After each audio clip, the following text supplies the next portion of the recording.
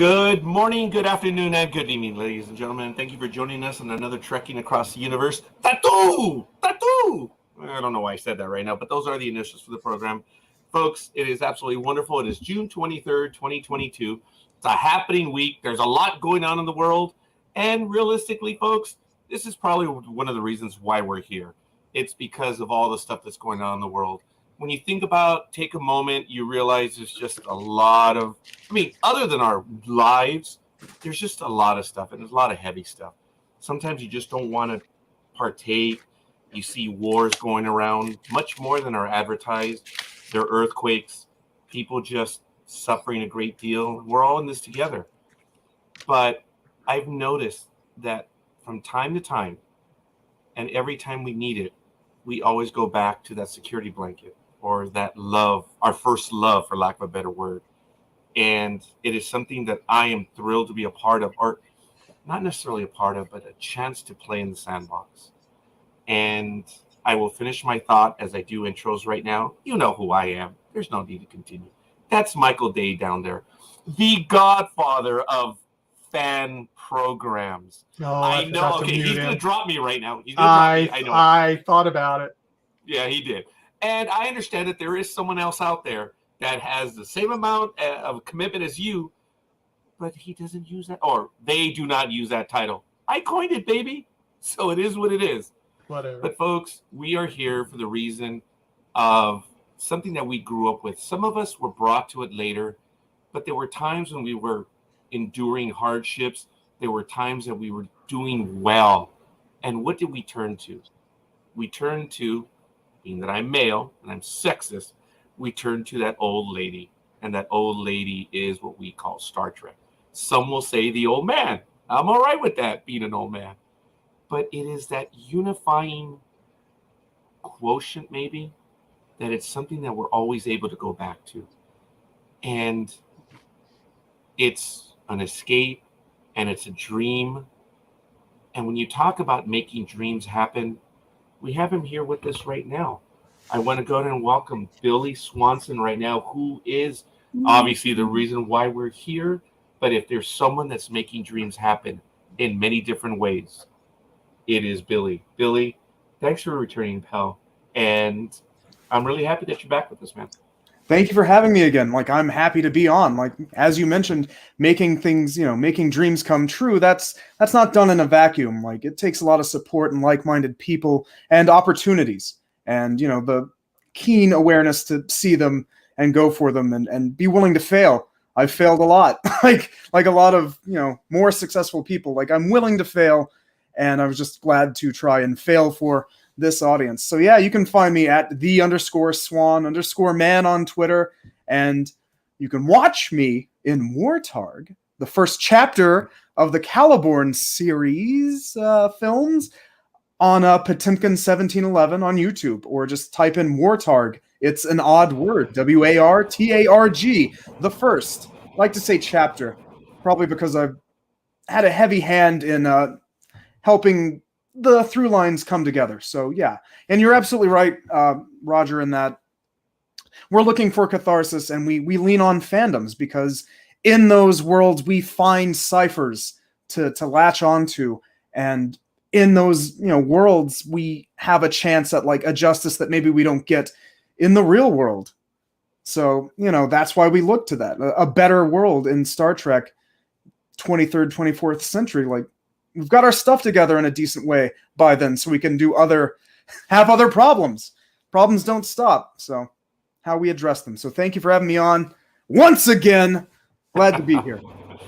Billy, thank you. As Billy mentioned just a moment ago, WAR TARG has been out, and he'll correct me. Everyone does. He's been out. Sorry, the episode's been out for about a week now. Is it 7 days, or tell me? 10 days. 10 days. Not that I'm watching, but we hit about 5.3, which is pretty good for the amount of time that we've had.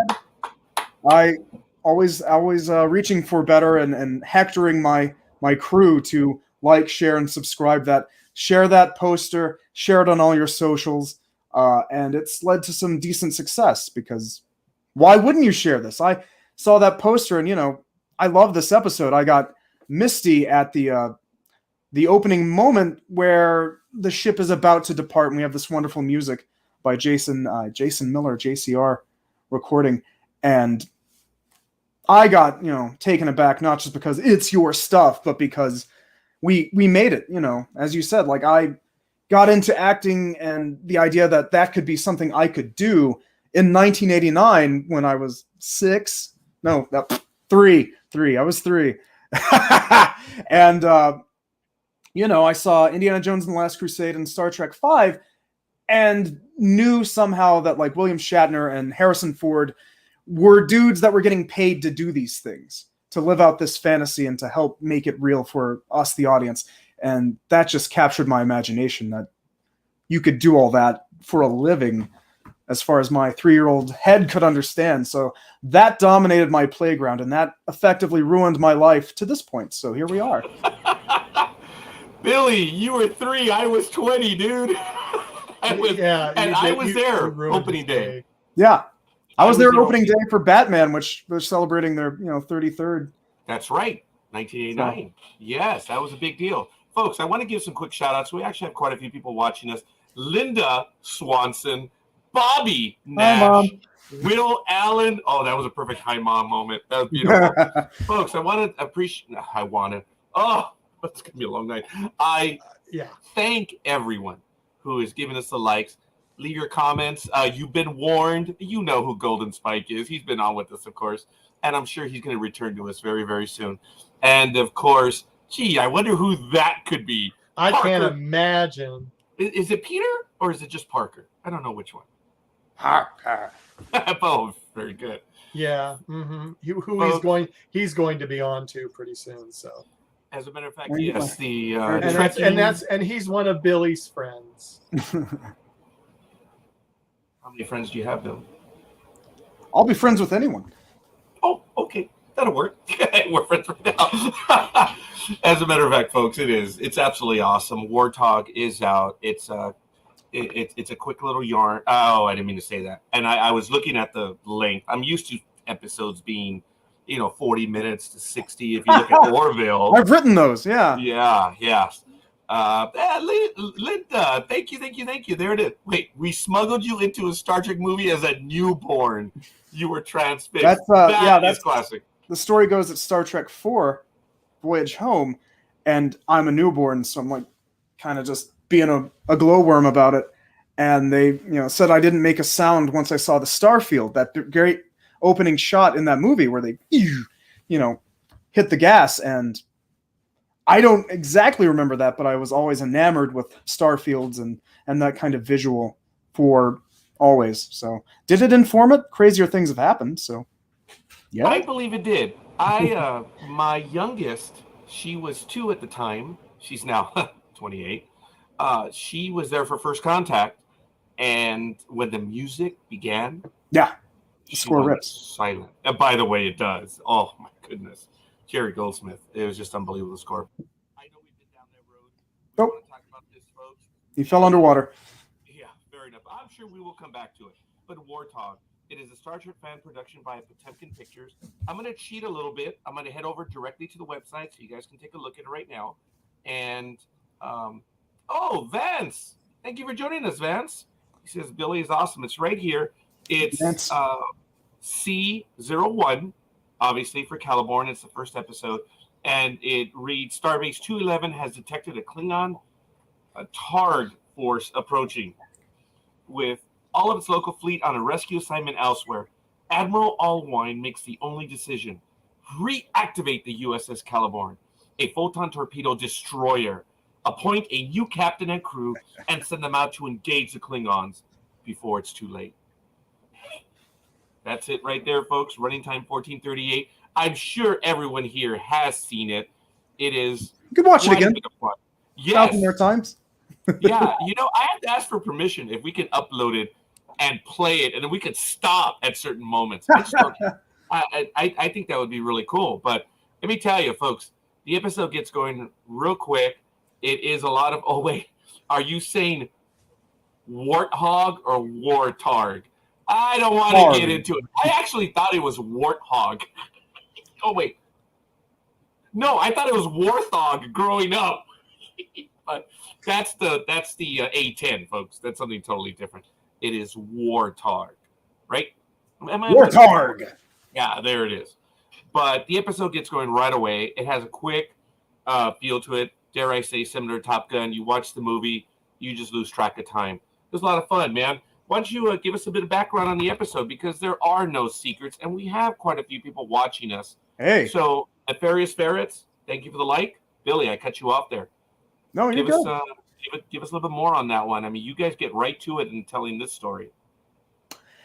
Yeah, we wanted to have a quick introduction. I think a lot of things across the board may or may not suffer from trying to explain everything all at once. I don't like Batman Begins because you're over-explaining to me how things happen, and I would rather see them in practice. Like I get it. So, we were trying to make it sprightly. The clock is always ticking because of that YouTube thing. We want to be under 15. How do we get a quick and dirty introduction? So I wrote the part without the Klingon part, just a brief, very similar to Delia-Webster's launch, in that we got to go. Like, I was given the orders that what you described was the situation for Hawkins to command a ship. So I wrote that, and then, we decided to add Klingons and a little more juice because what I wrote pleased the audience enough, the people that were reading it enough, to then warrant, like, maybe we throw in some combat. If we're throwing them red meat, let's throw a lot of red meat. So right on. So then, we went on, and the confrontation with the Targ pack grows and grows. I had picked the Abba class ship because of its look. I think a lot of people, I love the Reliant. I love the Miranda class. But there's a lot of them in fan film especially. And everybody wants a Constitution class because Enterprise, because it rules. So I wanted something that looked different, that you could pick out of a lineup real fast. Like, that is clearly this ship. And that fed the idea of take the fight to them. And that was informed by, Commander Hawkins was that kind of guy, as for good or bad. He's a serviceman for life. So he would be chosen for this kind of adventure. And so when it came down to, let's punch him in the nose, okay, punch him in the nose with 4 torpedoes each. That's 16, a payload of 16 at once. So that's how that momentum went. So how do you write something that's quick and to the point without being too brief and without suffering on introducing your core characters? So that's where you get the snipes and the bickering back and forth and the unsureness of it all. What is cool about the episode, and we're going to interview we're going to introduce the man in just a moment. Of course, he is there. What is cool, in my humble opinion, is you don't go out of your way to explain a lot of stuff. You just get it going. As a matter of fact, your intro, I got to tell you, the first thought that came to mind, man, was, where's your Lucille, buddy? I mean, you come on the bridge, you're bloody. I mean, it takes a moment to realize that, dude, you're on a, I mean, I'm sorry, no dudes. Billy, you're on a mission. I got to tell you, where do you have a Lucille? I'm telling you, man. I do. I have a Lucille. It was gifted by my ex-wife during our pending divorce. I do have 2. She was in tight with Skybound and the Kirkman family, and that's a tale of its own for, a different kind of pod, perhaps. But as a gift during the Christmas season, worst Christmas ever, I was gifted this, the first Negan bat, which was the plasticky one that doesn't have the, it's not the McFarlane version that has the gore on it. That comes later. So yeah, I have that, and I enjoy it. It's right there with the Sumerian sword in my office. So there we are. Oh yes, indeed. Well, I'm going to do a quick little sidetrack. We're going to stay on bats in a moment.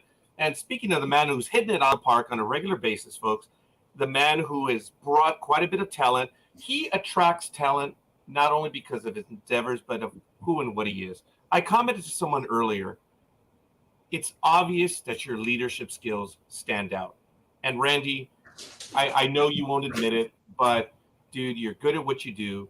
You're a good person. You attract a lot of people. And how do I know you're a good person? Because they stick around. Good evening, Randy. How are you? I'm fine. I just finished watching. I had to get caught up on Orville and Strange New World, so I'm a little been on a roller coaster. Oh, I bet. I haven't seen the newest Orville right now, so I'll have to catch up on that one. Who knows? Maybe we can comment about it another day. I invite you gentlemen to come back. Maybe a regular commentator. But that's neither here nor there. Randy, I understand that Billy, the Genesis. Okay, forgive me. Go Planet Genesis. Yeah. Genesis Planet Forbidden. Yeah. The idea originated with Billy, but obviously there was a lot to like in this story that you guys just kept adding and adding and adding. Billy, I'm sorry. Randy, are you in this episode? Yes, I am. Yeah, and it wasn't for a second either, right? There's that smile. Look at that smile, folks. He would. It's like you're screwed, dude. You're on camera. Well, how can I put this? I wanted to go ahead and put in an appearance as General Knurk, who we had in a Project Potemkin episode, actually in the very first Kupak episode. And I'm like, it might be time for another cameo. And so I just came on and just did it. But I have to tell you, usually you're quick to praise me and all that I do, but I'm telling you, Billy is Caliborn's showrunner. Sure. I'm along for the ride, so I'm just delighted to be a part of it. I'm providing the cameras, the equipment, the bridge, the sets, but Billy is providing the actors. Almost all of them were his draftees. Catches, yeah. Well, I was thinking draftees, but yeah, we can go with. But it's his cast, it's his writing, and it's his show, and I'm just delighted to be a part of it. Randy, you're right on that, and I'm sorry. I'm surprised Michael didn't come over and give me the little proverbial slap. I did. I was making the connection, Potemkin Pictures, you being the guy, in that way. But you are 100% right. This is Billy's deal, and it is absolutely awesome. And I thank you for clarifying that. That way I do not mislead the audience. We'll leave that for some other primetime national event. Yeah, I mean, we'll leave it at that. Tell Michael Day to post a link to this. I can't find a thing to the group chat. I have my link for logging in, but have Michael Day send me a link so I can post it and share it. Would you direct them to either the It's Trekking just on Universe or it's NDB just Media? on the NDB, or the YouTube, All of our programs are on the NDB Media Facebook page. Everything that we do is on there. So we may want to direct everyone there. Obviously, we're on YouTube. We're also on Twitch TV. So it's good stuff. Folks, I appreciate there's quite a people commenting. I'm sorry that we're not getting to all of them. But, oh my goodness. I know who this is, but I can't see their full name right now. And I was talking to him over the last 2 days. There are some who call him Tim. Yeah, Tim. Tim, thank you for joining us. It's been a little bit, pal. And thanks for answering my messages. But, Billy, give us an idea as to, I know that you guys were in the works of doing a brand new ship and all this stuff, but give us a timeline as to the story creation, when you got the impetus, the idea, and how long it took for it to be out for about 10 days now.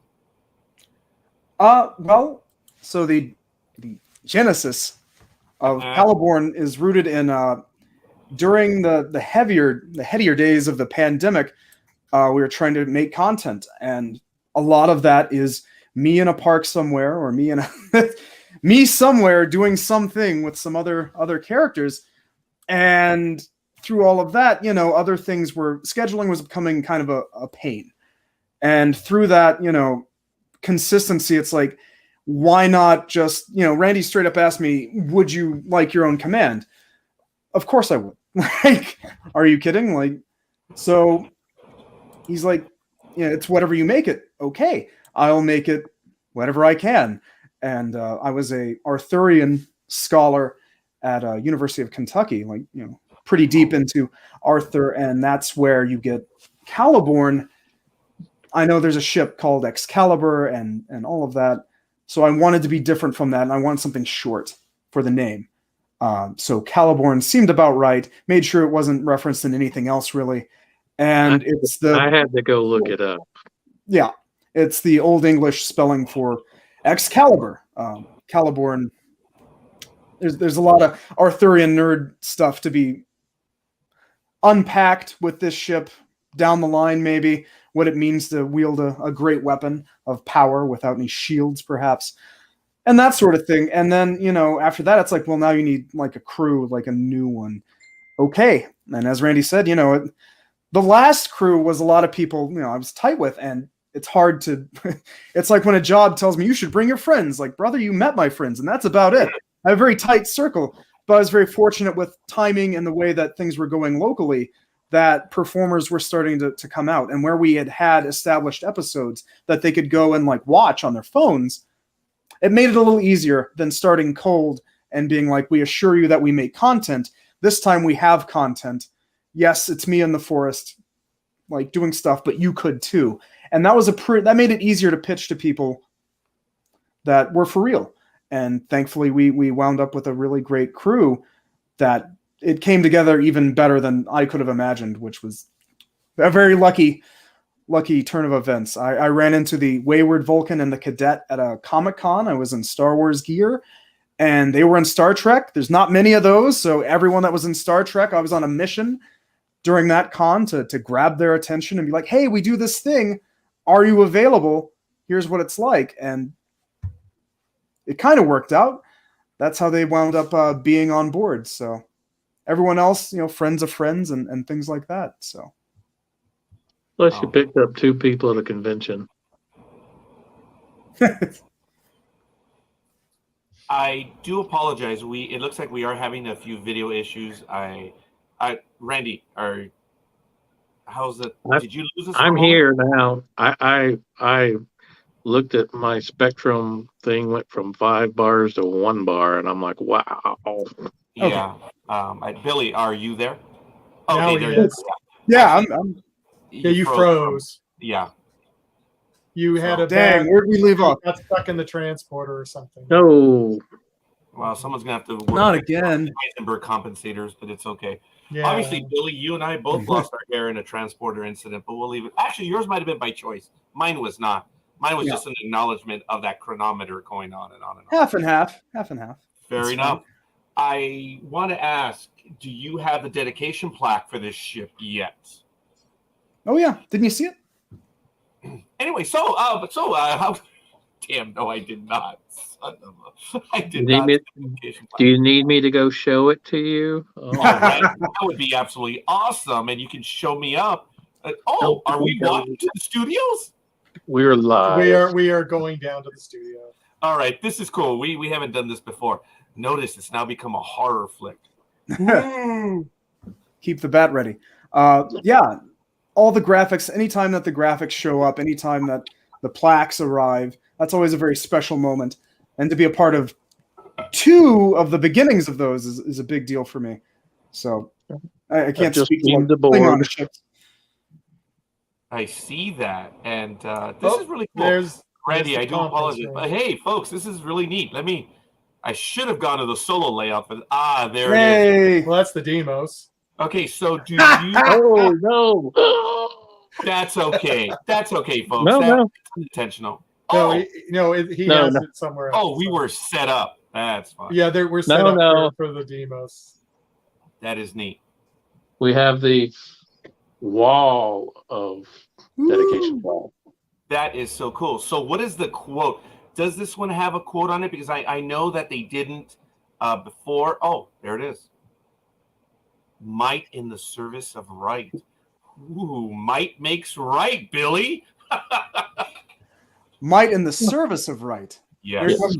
Here comes the Arthurian nerd.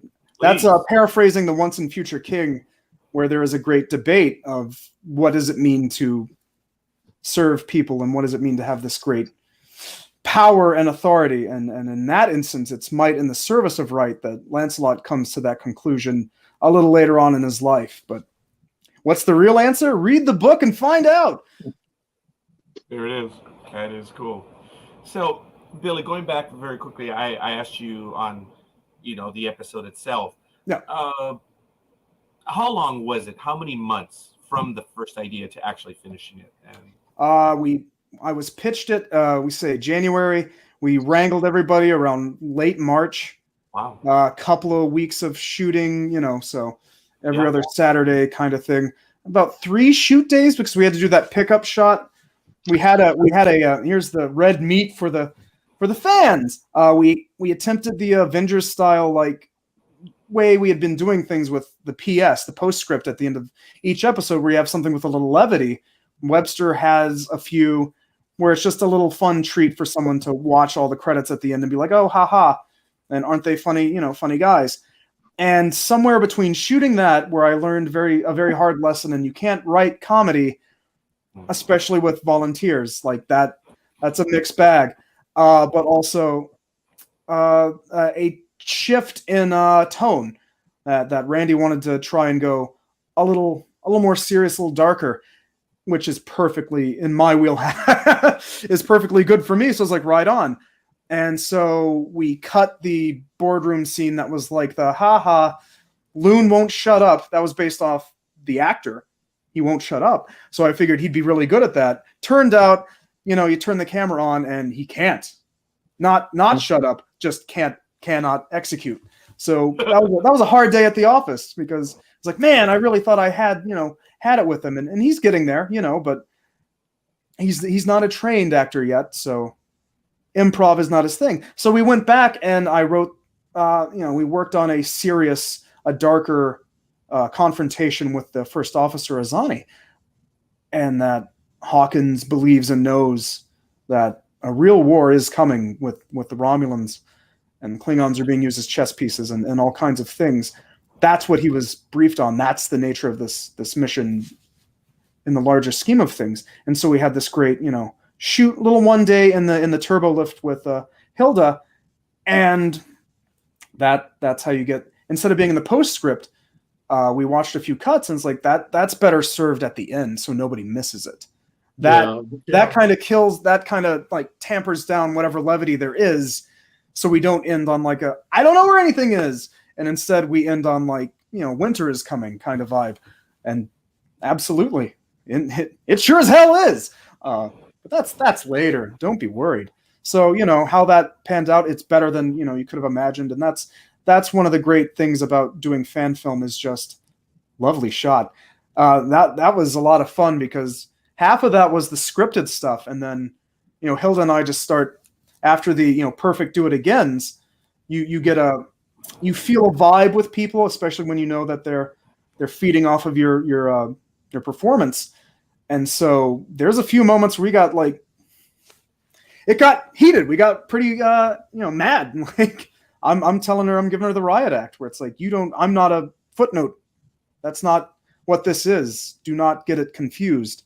That whole line about this is not a science vessel or a diplomatic ship. We're not mucking around.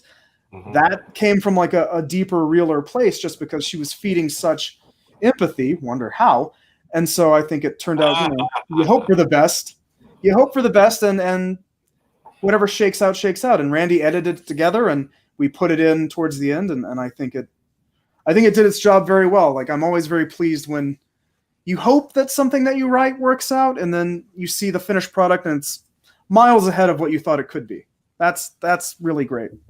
Okay, Billy, I'm sorry. I laughed. Oh, go ahead, Randy. One of the things that I really liked was that this is an example of where our producer peer review comes into play. We put it at the end after the closing credits. And our producers, Kevin Palm in particular, said, no, you need to move that up into the episode. And other people like Rick and Ross, everybody, no, that guy, you got to put that in the episode. So it's actually a third of the episode. Oh, I'm not supposed to use the word episode. Oh, no. And it wasn't me this time. Oh, we're going to be canceled. Oh, no. No. As a matter of fact, in the last interview, I even quoted that, didn't I, Michael? I said, is it episode, movie, or what? I get it wrong all the time. But there you are. And Michael, excuse me, this is directed at Michael Day now.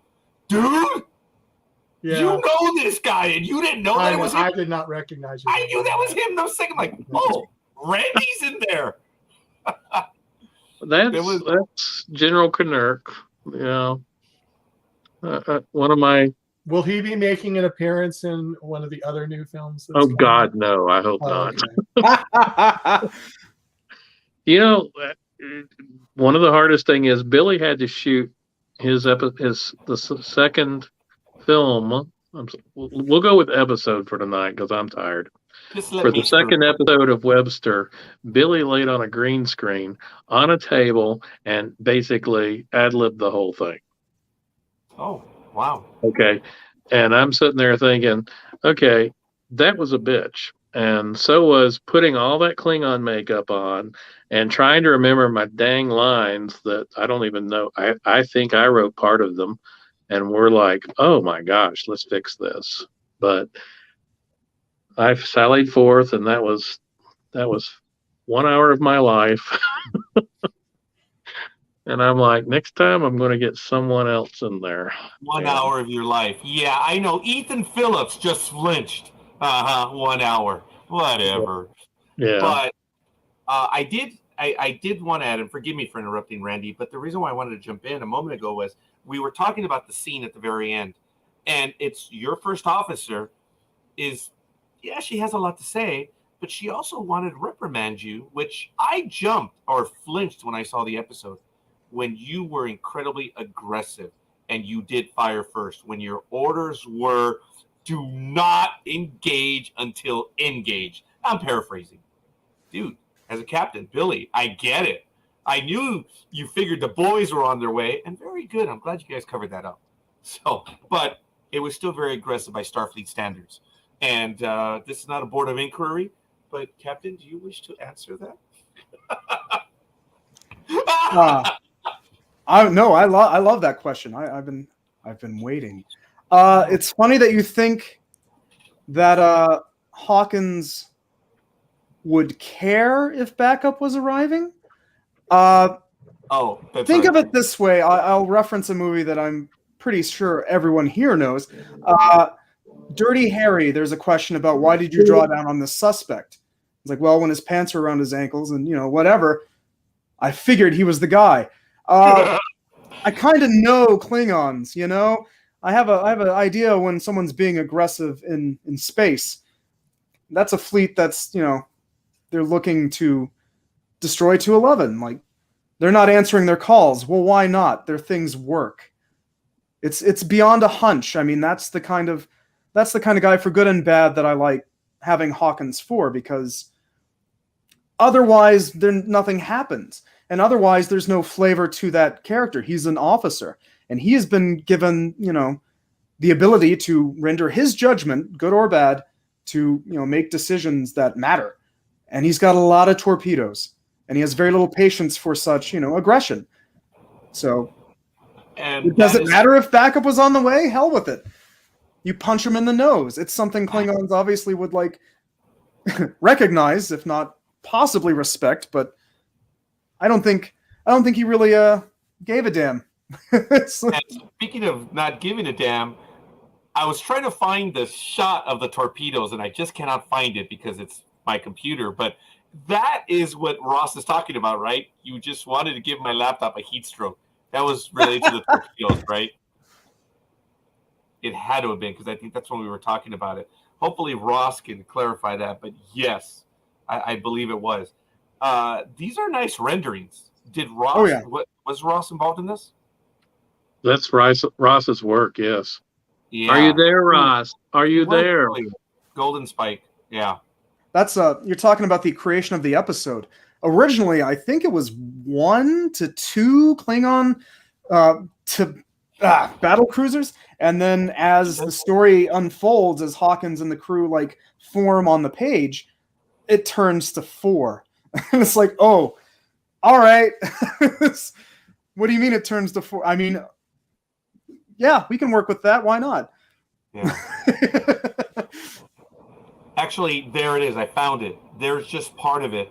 And it was really well done where each, I guess, not exhaust port, but each torpedo bay fired 4 at each one, which was, like I said, all right, Billy, you got me. And I should have known the character. I've been following it for a little bit.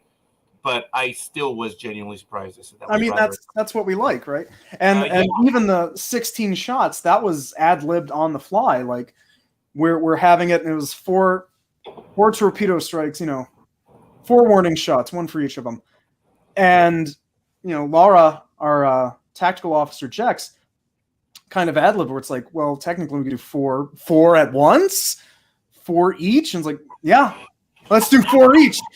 And that led to, let's make that little moment happen. And so, Okay, Billy, I'm sorry, but that was funny. When she asked that question, you just held up 4 fingers. I thought was that in the script, or did you just ad-lib that right there? We did that on the fly. Randy's like, that's good. I want our actors to ad-lib. I really do. As long as the meaning of the script is conveyed, as long as the author's intent is conveyed, better ad-lib, because it's a lot easier than trying to remember a line. Yeah, giving stuff that you can edit. That's one of it's one of my favorite parts because you keep rolling. You take a look. We actually looked up some of this stuff. Yeah. Oh, Randy, would you show that again? I put you on close up. Oh, there it is. Ships of the fleet. Wow. That's 30 photons per minute, and I think they fired for about 30 seconds. So, wow. Okay. Now, as you know, this would be Roger's line of, wow, that's really hardcore porn. But this is not me doing it. Just before we went live, I'm not the one that mentioned a paywall. Would you clarify, Billy? Times are tough, and if people wish to see me, I am available on. That is a consideration. I today was chest day. I had to work out. I'm very proud of my physique. I've worked hard enough on it, but also, I'll be. Speaking of doing things for money, I'll be at Smoky Mountain Fan Fest, July 30th and 31st, down in Gatlinburg, doing my Peacemaker and other cosplays. So come and see me, say hi. It'll be a lot of fun. And he's getting married this weekend. Yes. By the way, that is so cool. So again, Billy, all kidding aside, congratulations. It was nice to know that before. I didn't know. It's just my tiny universe because it's been a great week. I'm busy. And I'm like, dude, what do you mean you can't get to this script? I just sent you a script. Come on, give me some feedback. And he's like, I'm busy. Oh, there you go. And not Ross, wrong. He's like Kurt. He likes getting his shirt ripped. By the way, I did comment because I am a tad embarrassed. Obviously, I overdressed in the worst way. Michael is the casual one. Randy, he's the man. But I want to thank Billy. Billy, seriously, on a personal and a professional level, dude, I appreciate the time that you. I'm not telling anyone else. I'm just saying, dude, nice jacket, man. I thank you. It fits you. And season, Yeah, I appreciate it. So I thank you that you took the time to put it. Not that I'm applying to anyone else. It's just I noticed it right away. But since we're talking about paywalls, why don't you open up that jacket and see what's on that T-shirt there, young man? Hey! Yes, look at that. The Man of Steel, Billy Swanson, but for Star Trek. That is cool. I did notice a T-shirt a little while ago. I was like, oh my God, is it a Star Wars jacket? Uh-oh, what's this? What's this? Let me put it on solo view. Yeah, let's get to business. That was a hot day. All right. He has more nipplage than most porn stars, that's for sure. The funny thing about that is that one of our seamstresses and photographers, my future wife, she put the cuts in there. And she's like, try this on. I'm going to mark where the cuts need to be for the Gorn slash, which you can watch Landing Party right now on YouTube if you haven't. No, after the program. You've got to get that right, Billy. Yeah. After this, you can conclude. And so she put, she marked with the little chalk pencil, and then she went and did her thing so that they were like good rips that wouldn't, deteriorate too much over time, so I could put it on, get the gore effects, and do whatever we need to. And it's still intact with the slashes still, so that's cool. But I put it on, and I'm like looking down, and it's just like, bang, chicken's ready. And I'm like, you got both of my nipples just like straight up. And it's like, oh no, well, whatever. I'm like, fair enough. Give the people what they want. That's on you. Hey, no problem. That was a lean day. It was hot. I was sweating, and I knew that I was going to be getting physical with a Gorn bride. Well, Gorn father. Yeah. Well, that was the Gorn's father of the bride that did that to you. And Hilda played him, and I played the I guess the mother of the bride. Something or maybe like the bride. Maybe I was the bride. I don't know. A lot of and he. Hey, And, Randy, there may be an episode there. Father of the Gorn. There was. Father of the Gorn. It's there. I don't know if we'll see the Gorn anytime soon, but somebody said we've Gorn undone our duty. Okay, well, we already said paywall and everything that came after that, so we've Gorn and done our duty. Well done, Randy. Okay, Sorry, it was improvised. I'm not as good as Billy about. Okay. They're buzzard collectors. Pretty good. Might have been Gorn Fire. Those were Bussard collectors. That's funny. I guess you now clarified that line of Scotty in the TOS. In the reboot. I want to get my hands on those ample nacelles. Yeah. That was so funny. When I saw that the first time, I knew exactly what he meant. I thought that was so funny. But yeah, I'm old. So look. What's that? Just to show you, by the way, that General Knurk had appeared before. Okay, going in solo shot. There it is. You're so... Hey, you look like him. Oh, my God. I was going to say, hey, you look alike. Like, oops, I'm the minority. I can get away with it. Hey, that was from Latinos got to stick together.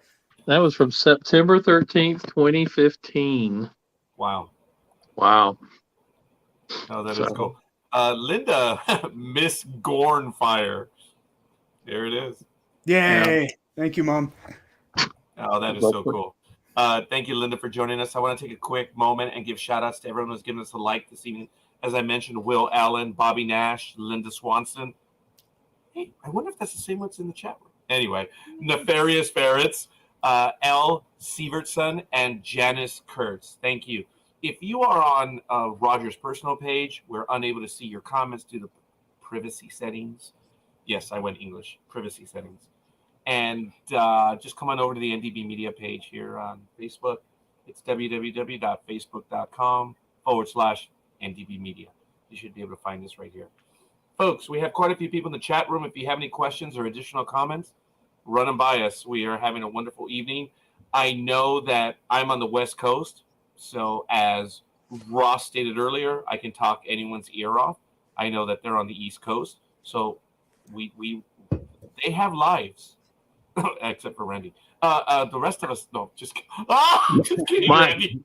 My life belongs to Uber, apparently. The overlords are saying, you're not driving enough hours. Well, I like that, Randy. I've done that. For how many years? For how many? Oh, was that Latin or what? For how many years have you driven? Oh, my God. Sorry. I've driven 5,000 trips over 5 years. Wow. I only have about 3,000 over 5 years, but I haven't driven the last 2 years. Some Le Covid was here. So I didn't want to risk it. It's all good. Michael. Yes. Could jump in, pal. Oh, I'm having a good time. Oh, you are? Really? Yeah. Okay, but are you with us? Oh, no, I'm not with you. I am, making other comments, other places. So, Okay, fair enough. Yes. This is cool, folks. Obviously, this is what we were alluding to in this shot. Obviously, Captain. Oh, okay. He is Captain, right? Yeah, he is Captain Hawkins. Because as we understand naval terms, whoever is in the center seat is Captain. They don't have to have it. Are you still a commander or are you a full captain? I'm a captain. Okay. So this is the moment where you're screwing with the Klingons. and then the long lost friends decide to show up. Didn't make a difference for for Captain Hawkins, right? Yeah, we were going. Yeah. That's why, our science officer, who you'll get to meet a lot, you'll get to see a lot of him. He's like, it's Starfleet, and he has that sardonic kind of way about him. Mr. Tear, they have an interesting relationship already, and more to come later. He's a Sharon or a Karen? Sharon. Yeah, there are no Karens here, please. They don't last long, yeah. Yeah, that's one of my favorite shots. Yes, that's one of my favorite shots. I mean, you've got the Tristan, you've got the Endeavor, you've got the Deimos, you've got the Caliborn, you've got the Alexander, and you've got another science ship out there who might make an appearance soon. Science. Yes, exactly. There it is. No Karens. Yes. Hey, look, we have Kevin. Thank you for joining us, Kevin. Folks, let us know who you are and where you hail from. We're having a wonderful evening right here. We have Billy. Excuse me. We have Billy. We have Randy. We have Mr. Michael. And, of course, you have me that talks too much. So what does Ross say? Too many? Oh, because he did the... He had to do them. Yeah. I'm sorry, Ross. Maybe he's like, next time. He's like, oh, I don't like doing 50 frames per second. And I'm like, okay, well, we'll just add a lot more ships. That's what you did. Wow. They look nice. The renderings are good, folks. I mean, they really are. I'm not able to move in because I'm looking at, zero in or close up.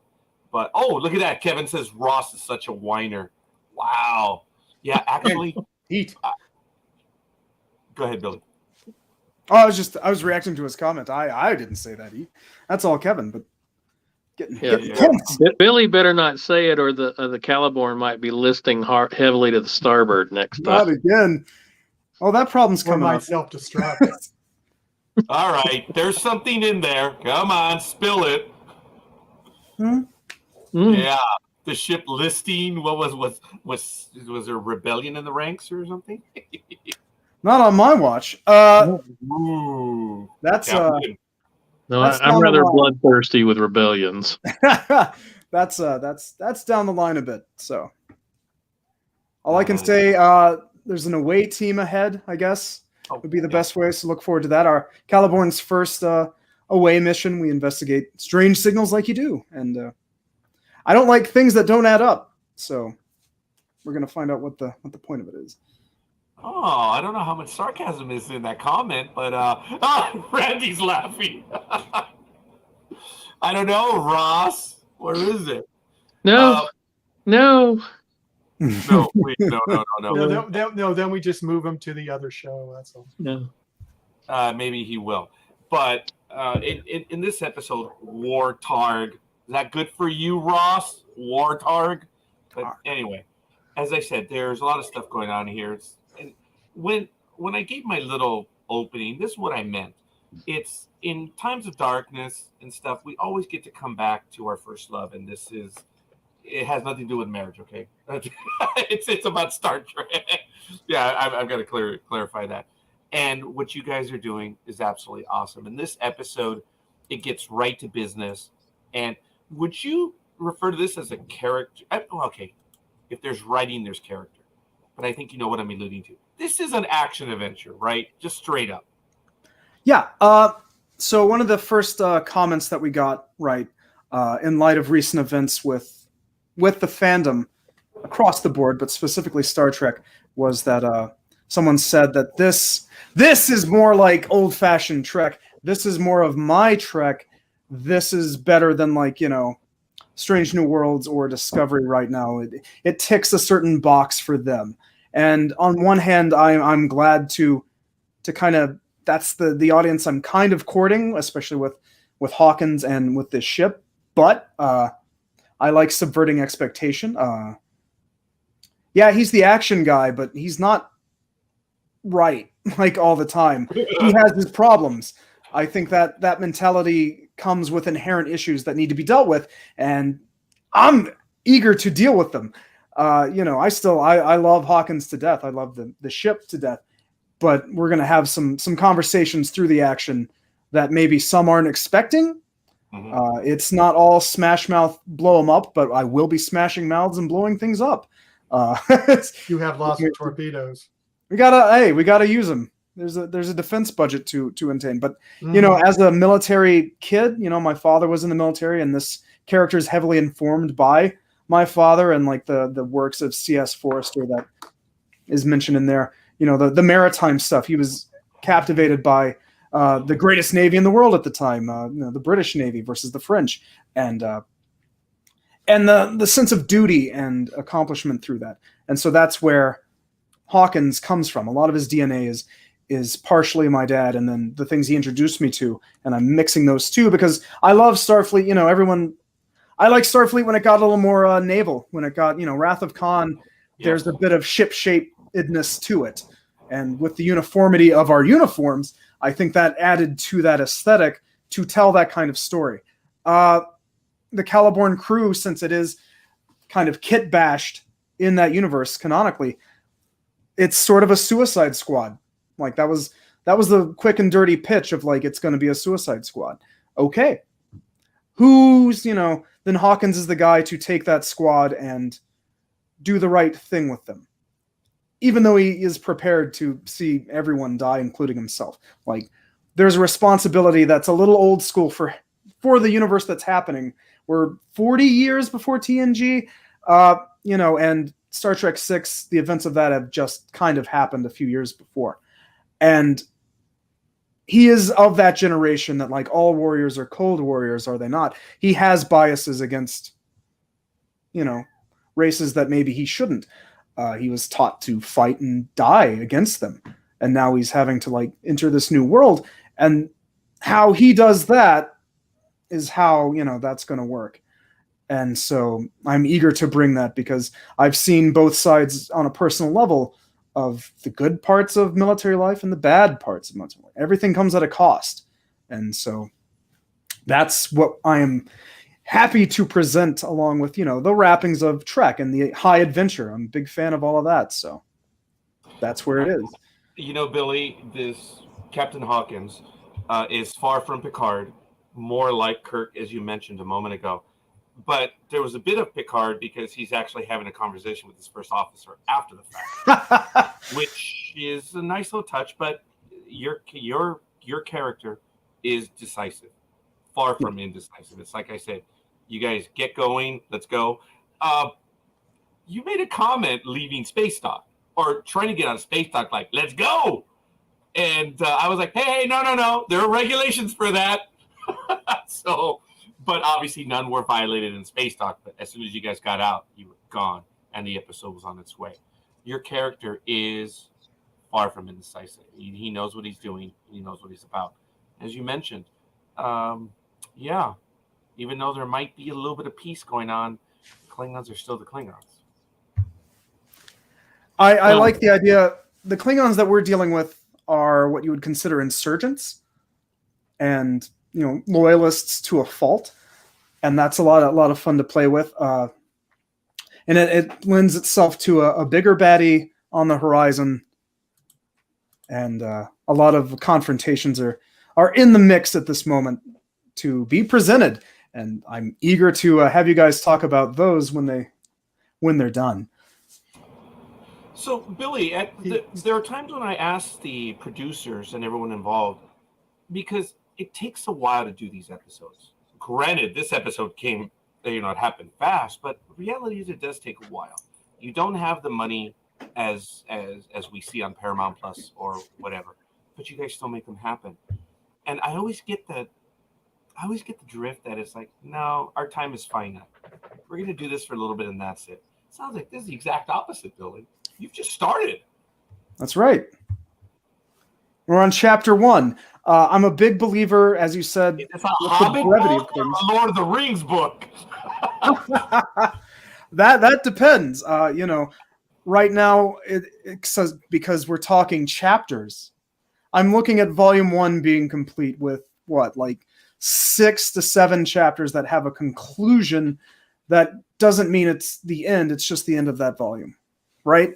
I like storytelling, and I think some of the best storytelling, it has those bookends. It has those milestones to get to that makes a successful viewing experience. Case in point is like Breaking Bad or True Detective. There's an ending to it.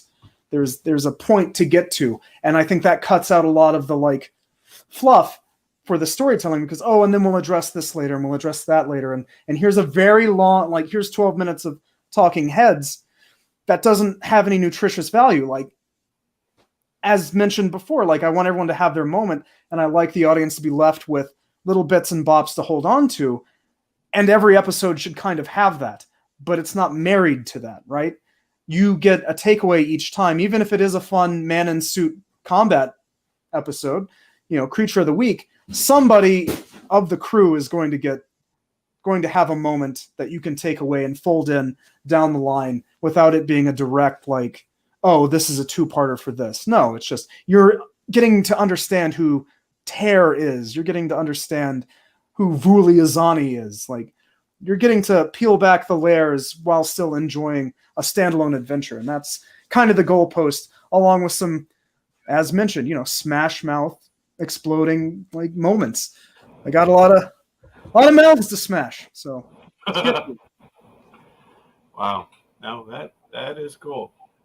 Look, as far as what we should expect moving forward for Caliborn, how soon is the next episode? Have you guys already done some filming? Is it planned? What are we looking at? We filmed an episode. Okay. And we sat around and looked at it, and we said, we need some pickup shots. Okay. And we decided, okay, we all agreed, yes, we need these pickup shots. And one of our other line producers, Andrew, and I guess Robin and Billy looked at it, and Sarah looked at it, and we all said, we need these pickup shots. When can we do it? Oh, well, Well, it looks like it might be. When did we decide, Billy? August, late August, early August, when everybody's no, can't be early because I'm fishing early August. So nope, not early August. It's got to be late August. Schmaugust. Is it because Die Hard was a Christmas movie? Oh, there's no doubt Die Hard was a Christmas movie. Bruce Willis? Yeah. Dude, you broke my heart. You're a moron, Bruce. It's a Christmas movie. It's a Christmas movie. Straight up. Yeah, but after those pickup shots, since things happen so quickly after the bulk of it is completed, so I don't know, September-ish. Oh, wow. Yeah, I mean, and I've already turned over the visual effects list to Ross, who is of course going to have it finished before the end of the weekend, I'm sure.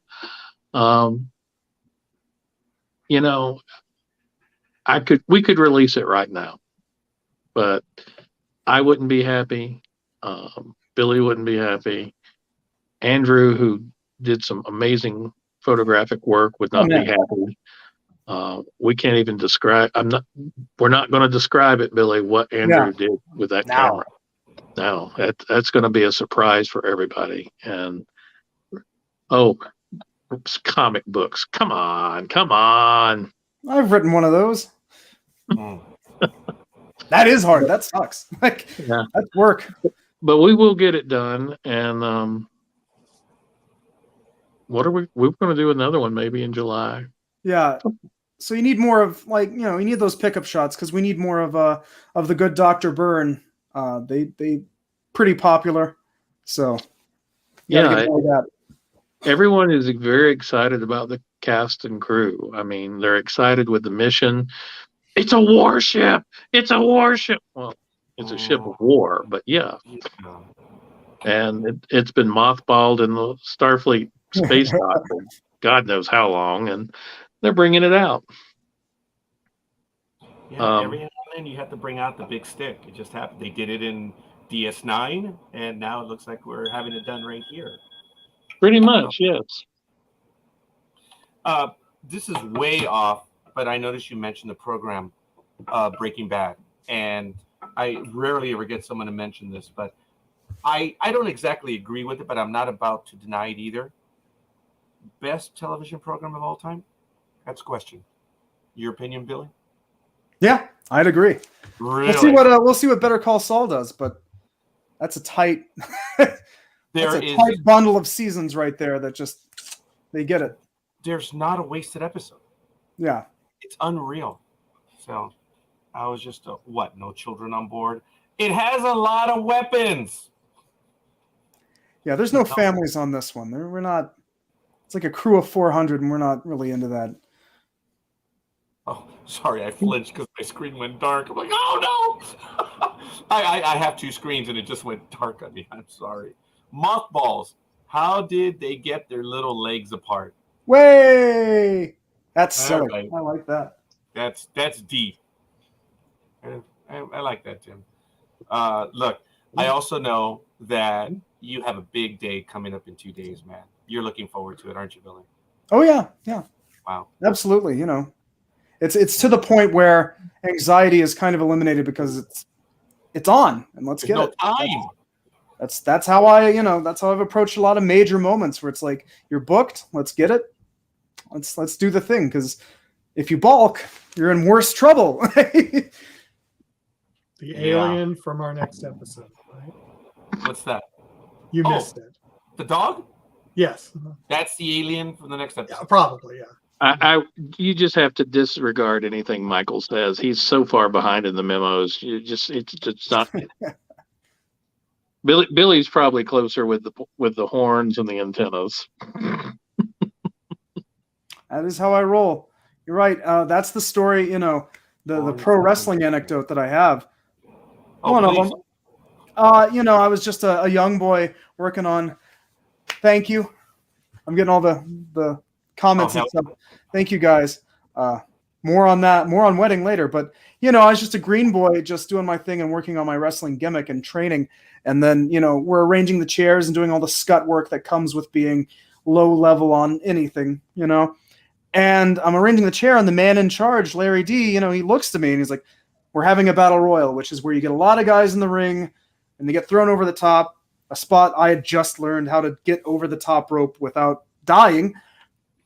And, so it's a big event and it's a pay-per-view. So we're all the kids, all the young guys are having to, do all the scut work and make sure that we can film it on a stream and that everything's covered. And you wait for the veterans to come in, and I'm arranging these chairs, and I'm a hell of a mopper when it comes to mopping the Sportatorium in Bourbon, Kentucky. I tried to clean those floors. It was a losing battle, but I'm arranging these chairs, and he's sitting there and he looks at me and he says, "Heard you were in the battle royal tonight." And at that moment, I did the calculus of just like, this is one of those times all you can say is yes. It's like, I guess so. He's like, "You got your gear?" I'm like, "Yeah, always have my gear."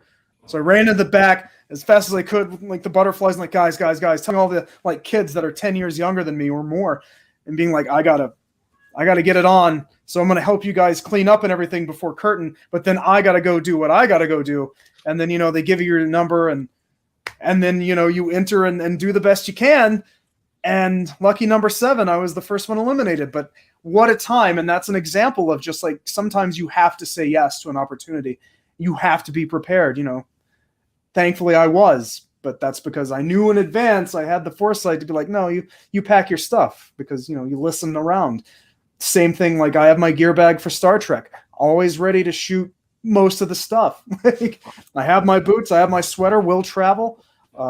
Same thing with cosplay, always be ready, because you don't know when an opportunity like that will arise, or when I'm going to have to lay a phaser down on poor Commander Dawson and just get him. That's a top tier moment in front of a green screen. Yeah, that's my Twitter background, actually, is me shooting. That's an absolutely wonderful shot, too. That was the actual sets, a photo of the sets that Starship Farragut had built. That was their auxiliary control room. And I modernized it with some touch screens from Star Trek, the Ocean Picture, and the Wrath of Khan, and the Voyage Home. And then we put Billy What was it, Billy? A ladder, a chair. It was a half ladder, like a step stool. Yeah. And Billy's sitting there touching that, like, oh yeah, that's going to really look good on camera. And I'm like, God damn it, I've got to line up his finger with a button. What button? I don't know. Hey. But he was ready and he was prepared. And just like when I told him, Billy, you want your own ship? Yeah. And yeah, I do. And I'm like, okay, we're good. Let me tell you, the uniforms look good. The set looks great. Did you tell him that you were responsible for the uniforms, Billy? He didn't. Not directly, but so we decided earlier on with Starship Webster that like security would have the black. Yeah. And that was kind of a thing. And as we researched, the sweater that I had, the British military, the SAS sweater that I got, it's the same kind of model that was used in Star Trek V, because everything comes back around. And so with that in mind, you can get those in other colors. And there was one of the great headaches of, 2019, 2020 is just like, what do we do for costumes? It's like, well, we can decide a thing and move forward with it, but just a lot of debate. And I was like, thankfully it evolved into, we can get them in these colors if we just want to do like the sweater thing. And then that didn't exactly work out. And then Randy came up with the cost, a more frugal solution perhaps, that if you get them all in black, but you put the dicky underneath, then it gives the implication and it has that like DS9-ish vibe 40, 50 years before. And with that pop of color, when we tested it out, it's like, well, there's the solution, because we have half of them. We have those dickies. My sweater is mine, so I have that on me all the time. So then we just ordered, we got sizes and they're sweaters. So secret about sweaters, they stretch and they form fit. And with this cut of sweater, it's hard to get one that doesn't fit someone at all. So that's a great benefit. And they don't stretch out because they're wool. They form fit pretty well. So, the rate of failure to success was greater to have that great success. You get a medium, that'll fit a lot of people. You put the dicky underneath, you have multiple things. So suddenly it wasn't as big a deal and looked a lot crisper to have that. And so that's kind of how that came about. It was just a lot of trial and error. And after that first little shot, it's like, okay, and that's the look for Caliborn. It's like, okay, it's Star Trek V time once again. Let's get it. So that's how that worked out. Look. It really is a good look. And then, Daniel Craig had to steal my look with the white for No Time to Die. And I'm like, bro, come on. That was my thing. They still look good, and seeing everyone in that dress, it does. It obviously sets the tone, dare I say. But while we still have you, Billy, I want to get into some of maybe the ego parts of this. What's your favorite part of the episode? This is written, directed, but there's got to be a moment. Where's your Kirk moment in this episode? Kirk moment.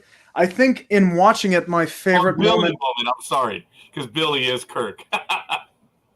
I think my favorite moment watching it is I give a reaction to something that's said. I think it's the cadet where I'm looking at her and she's like, I'm a child, like turns around and it's obvious to Hawkins, to myself, that that's a kid. And I give her this like, what have I, like this expression of like, okay, deal with that later. Like just a blinking. And I think there's something else that like a reaction to Admiral Alwine or something. I tried to look it up and like freeze frame it where someone says something and I'm just like rolling my eyes and it's like, sure, man, whatever. Cool. Let's go. And like, that's conveyed. And I'm like, that's pretty good. When I do something that pops myself, because I know all the work that I put in to try and make it look good, when something exactly communicates the thing I was going for, that's always a good time. So when I give that good sarcastic kind of vibe with it, where it's like not too aggro, but certainly annoyed, good stuff. Like that's when I'm like, I like watching this guy. Like when I shoot Dawson in the head, that's when I'm like, I like this guy. You shot him in the chest. I was aiming for the head. I didn't have my. Well, let me tell you, the only workplace violence was in this episode was at the very beginning. It was rather funny how the entire crew was doing water cooler conversation. Yeah. About you. Yeah.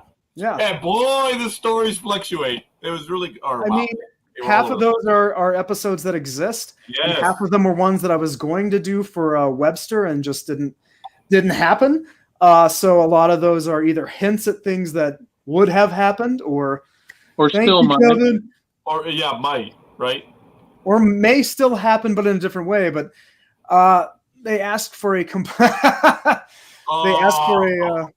complete bio for Hawkins, and I, as a performer, had all that stuff kind of shorthand written out, had done my like character experience work, so that I know where he's been, I know where he's going to a degree. Like that helps me answer questions on the fly as Hawkins, to know his past, know it intimately, know it enough that I know his breakfast order, I know how he gets up, I know how he handles stuff. That makes the improv a lot easier, right? And so they asked me to write this biography. I'm like, okay, let me get down some things that would be of note in his career trajectory, and things that would be kind of a joke, but would also make total sense as admonishments. And you can kind of see them when I'm looking at Vuli saying, interesting reading, you're reading up on me. And that stuff is actually like canonical for me and written down. And Randy presented me with the two medals for the conflicts that I've had, little 3D printed guys that were from a TOS episode that I forget the name of at the moment. But I was like, damn, there it is. And those are all like, yeah, interesting reading. Those are all yes. That's Billy right there. Scars and stuff. Oh, that is a real like 3D thing, because the they emailed me that file and I opened it and it moves and stuff, and I was like, that's crazy. And then on the day of the shoot, like wasn't like noticing, and Randy points it out because it's on the loop, and there it is in living color, looking better than I could have imagined. It's like, man, this is a real living, breathing moment. It's his rap sheet. I'll steal a shuttlecraft. Somewhat familiar with Captain Hawkins already, right? I'll requisition a shuttlecraft if I need to. That's it. Fortune favors the bold. Like, I say that all the time. I say that all the time. That and Avante. Yeah, but by the way, Billy, I'm impressed. I've already spoken to you before, but your quotes are obscure to many people, but I get them all, man. I got them. That's my life, man. Fortune favors the bold, man. I mean, what a moment. And what was it? Fortune favors the foolish, which is the exact opposite of. But one was Kirk and one was Cisco. Two incredible moments. But both bald, like me. Yeah. I can kind of grow my hair out and fake it out like the big boys do, and maybe I will for there's a cat. And maybe I will for a flashback of some kind down the line, but who's to say? Really, the biggest thing with all told for War Targ, we talked about all this work that we put in. We talked about writing the character. I've been the character, and I was kind of fingers crossed for the old James Bondism. Stole my outfit, hoping for the James Bondism of like, you nail it in 3. In 3 Bonds, you see how that actor carries Bond. And this is my like 5th Hawkins adventure where I can really get into the thing, and the first as the captain, and that's a lot of like internal weight. But I felt at ease enough in my performance to be him. The downside of that, you prep for anything. We talk about preparedness and being willing to do the thing. I'm willing to do the thing, and I'm willing to fail. That was the final straw on this episode, on this chapter 1, is seeing how people would react, because seeing how they would take Hawkins, because he is the previous reference to Dirty Harry, like he is that guy. He is that, toxic masculinity kind of thing. He's a damaged person. He does violent things because he was trained to. He makes tough calls because he has to. He tries to be fair, but it's an unfair world. And so through my performance, that was a big thing of anxiety for me, was to see how that read to people that weren't in the know. You know, my mom can say it's great, and she does, and she rules. And Robin says I'm pretty cool. In 2 days, let's hope for the best. But you know, there's a bias there because they've seen the whole process. They've seen my, you know, anxiety towards it. I can try and play the cool guy. I just hope it works out. And that was the last thing. That was the final hump. And when the comments weren't astoundingly negative towards me torpedoing, pun intended, the episode, then I felt like I was doing okay. So that's the final thing, because that's out of my hands. That's up to the fans, you know. Well, obviously, I only say it just to fit your line, but we ask you to continue doing okay. This is something that you got it off to a great start. It's awesome. It's fun. It's a fun episode, and based on just even us tonight, I have to give an additional shout out. Matt Acra, Werner Lauterbach, and Kevin Palm. In addition to the other 6 people that gave us likes already, I want to thank you, everyone. And Billy, all kidding aside, I want to thank you for making it clear to us that time's coming for you, because you've got a lot of stuff to do. You've got to be ready to go. And far be it from us to ruin Saturday. So we could have filmed this weekend. We could have filmed this weekend. Is that part of that paywall stuff? No. Not yet. All of a sudden now it got icky. Times are hard all around. All right. Oh, pardon the pun, ladies and gentlemen. So, good. You know, Billy, I think. Okay, I'm not going to throw it out there. I wonder if you and I would just. I wonder where the conversation would go if it was just you and I. it would go to Batman. Yeah. Once again. Oh, that's right. Yeah. Billy, good stuff. I want to thank you. I wasn't kidding about what I said when I started early on. You know, Star Trek is our love. And being able to get it through Paramount Plus, through every other service, owning it, whatever. And now we're getting live as well here. Your Star Trek is not everyone's Trek. And that's the point of what we have now. We have so much of it. And I tell you, Billy, like I said last time, I'm envious of you, man. You're doing stuff that the rest of us wish we could do. And more power to you, Billy. Forgive me. I hope I'm not condescending when I'm saying this, but I'm proud of the work that you, your crew, and Randy and everyone does at Potemkin Pictures. You guys are like clockwork, man. You're getting stuff out. Okay, if you guys can match Hidden Frontier, no one matched Hidden Frontier, man. Those guys every 2 months for oh, there it is. Look, I got a home in on that one. Look at that. Oh, look at that one. Oh, thank you, You're sir. bringing up Randy's not doing an episode every 2 months. You haven't been counting. No, he does one every 6 to 7 weeks. Yeah. Okay. So use the word when that it, you want. when it became clear that we were going to have trouble, we were having trouble getting people here and doing people there. I turned to Billy and I said, "You got to get something on the air." Yeah. Because that's what the fans want. You're not out here filming, or if we're not doing something filming, we're in trouble. And Billy came in, and man, he's kicked ass, no doubt about it. It shows. Thank you, Randy. It definitely shows. And we're getting some love in the comments. Well, actually, you guys are. We're just happy to be here. Finally, Tom Hagel, thank you for the like. Victoria Avalon, thank you for the like. And we'll see. So, Randy, I'm going to put Billy in a corner in the last minute that we have him for. Let's go. Hey, Billy, can we have your crew on and maybe do a 5-minute episode here live? I don't see why not. That would be great. I know it's difficult. It'd be very, very difficult. But who knows? Maybe we can do a 5-minute episode. I know it's asking for a lot, but you never know. It'd be interesting. Impossible is nothing. Maybe right. But I kid. Folks, they could interview your crew about what they think of you. There you go. In character. Oh, and Kevin made that very clear. Yes, sir. Nobody puts Billy in the corner. It was proverbial.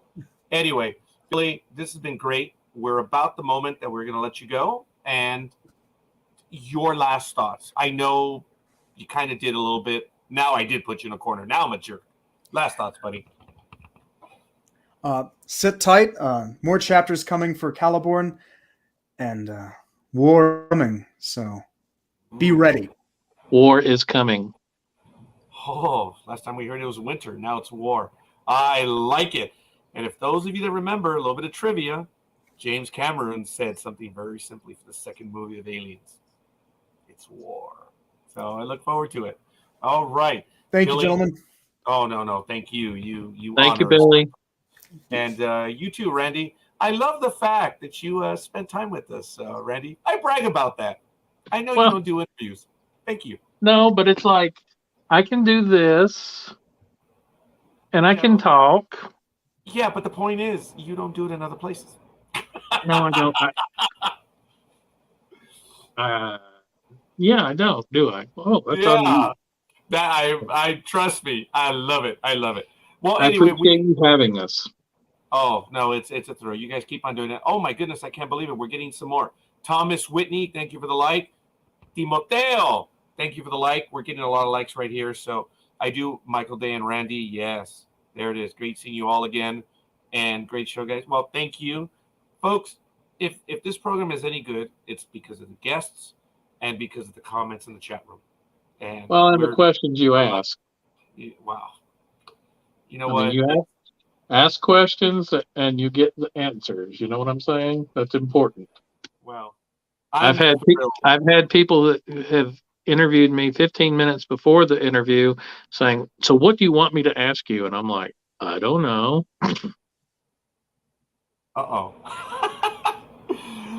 Yeah, in our last interview with our last guest, it was interesting where I actually blurted out the words. I said, "Hey, we still got a few minutes before we go live. We might leave this on the cutting room floor." I was like, "Oh, way to alienate the guest, dude." Oh, I felt so bad the minute I said it because we were having a wonderful conversation.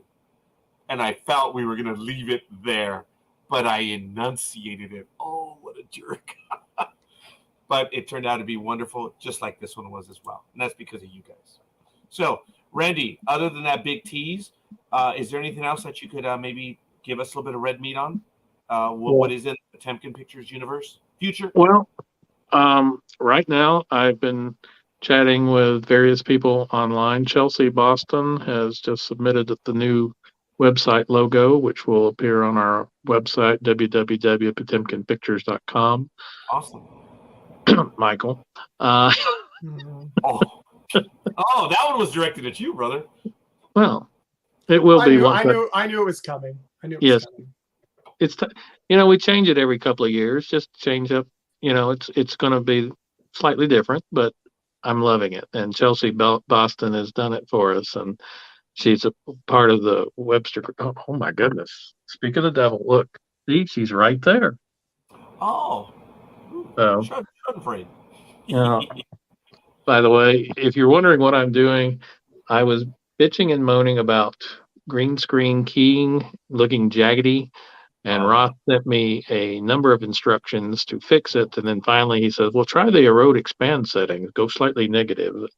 No. You go negative or you go positive. You don't go slightly negative.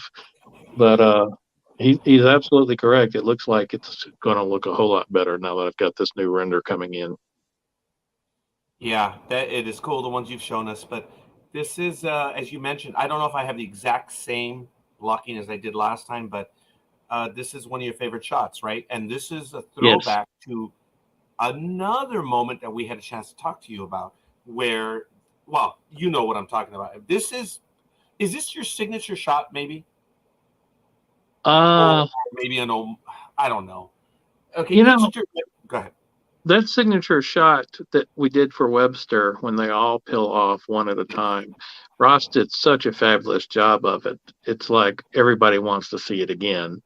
So if it's a signature shot, it's probably Ross's signature shot. And Ross is sitting there going, no, I don't want that shot anymore. But it's really a fantastic shot when you can see the ships in our fleet. And I mean, we had somebody wanted me to put together a poster that had like 12 characters from our series. And I'm like, there's 100 characters in our various series. Plus. And I'm like, plus we have, I'm counting Cabell, Demos, Caliborn, Webster, Potemkin, Tristan, Endeavor, Kupak, Triton, Marie Curie, Alexander, Firehawk. That's 12 ships. And it's like, I can't do that. I couldn't do it justice. Just you put know, the 12 ships. 12 ships.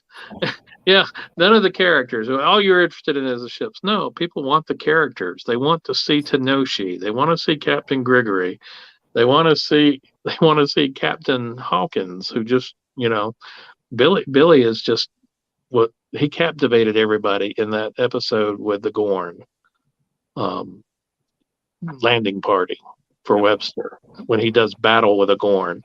And he gets his ass kicked. And people love that because that's what they wanted to see. They want to see that, and they want to see spaceships, and they want to see Klingons, and that's all that we want to do is entertain people and bring them what they want to see. Yeah, I tell you, it's some really good stuff. I'm not sure if you're able to hear the sound. I don't think I made it work, but I'm working on it on my end. But look, folks, here's a tiny bit of video. I didn't ask. Gorn with the wind. Okay, Kevin.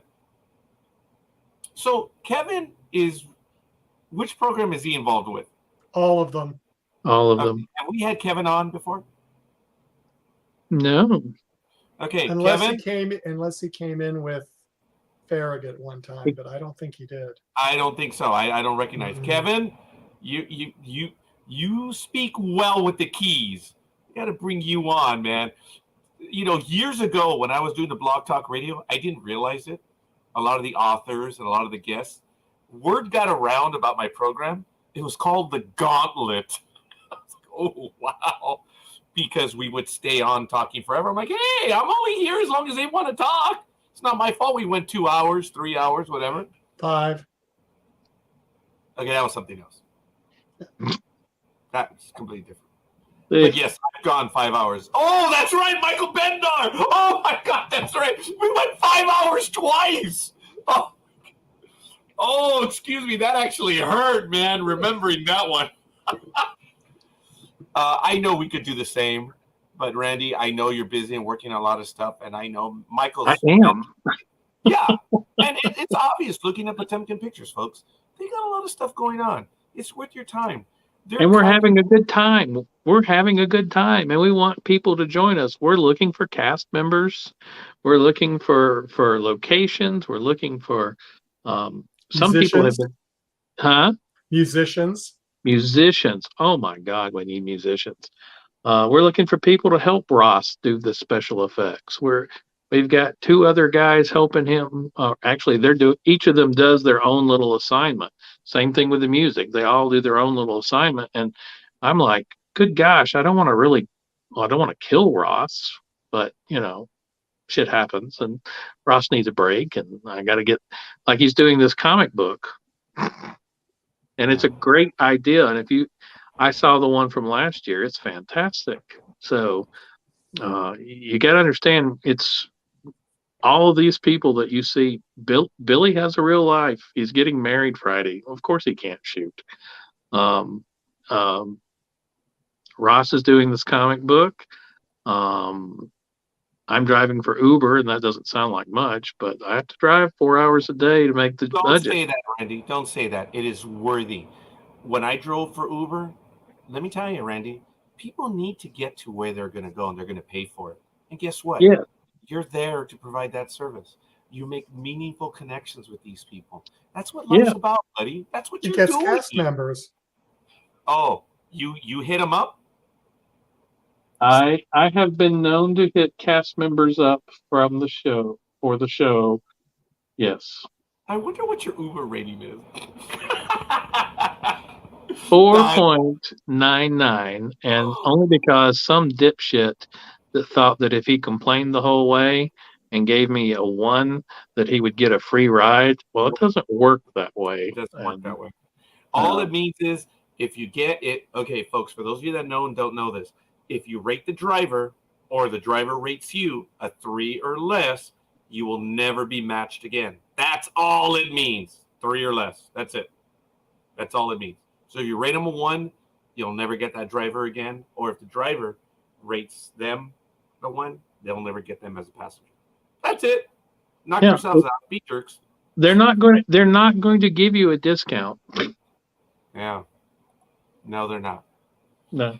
Maybe Randy, you and I can do a program on our adventures as being Uber drivers. I have some real adventures. I have had some real adventures. I bet. I've had a few, but it's all good. So it is, because I've cast 3 people from riding in Ubers. That is awesome. I mean, I'm looking for actors. I shoot movies on the weekend. Really, what kind of movies? I shoot Star Trek fan films. Does it pay anything? No, it doesn't, but it gives you a lot of exposure. Well, like how much exposure? And I said, well, we average about 13,000 views per movie by the end of a year and a half. Really? I'm like, yeah. He says, that's more than I get in the audience members at the theater I'm doing this play for. And I'm like, oh yeah, a lot more. So yeah, you got to do what you got to do. You got to do what you got to do, and hopefully we help out a little bit. I'm happy that our video numbers are going up, but our Blog Talk Radio numbers are still the majority of it because we replay the episodes on Blog Talk Radio. It's what I did the other day when y'all were. Who did y'all have, Michael, or was it just Michael? It was Aaron? Yes, and Aaron Vanderklee. I watched it on Memorex. Is that still a thing? Yes. As long as we have them, it still exists. So I had a good time with that, and I mean, I encourage people to listen to all these blogs and everything. You'd be stunned about what you can learn, and just hearing other people's points of view. Yes, Aaron, down there in the land down under, it's good stuff. Good storyteller, man. There's no doubt about it, and hopefully we help bring the audience to him. That's what we love doing. Well, and we're seeing, people signing up from having listened to your show, and I'm like, that's what we need. We all need an audience. Every fan film producer needs an audience. Without it, we're not going to get anything. No Bucks, no Buck Rogers. It's still true today. Yeah. But folks, the endeavors are awesome, and they do take donations, and not necessarily money, folks. They're willing to take donations in other forms, not only labor, but in stuff, right, Randy? If you have a monster maroon uniform and you don't want it because it doesn't fit or something's wrong with it, send it to me.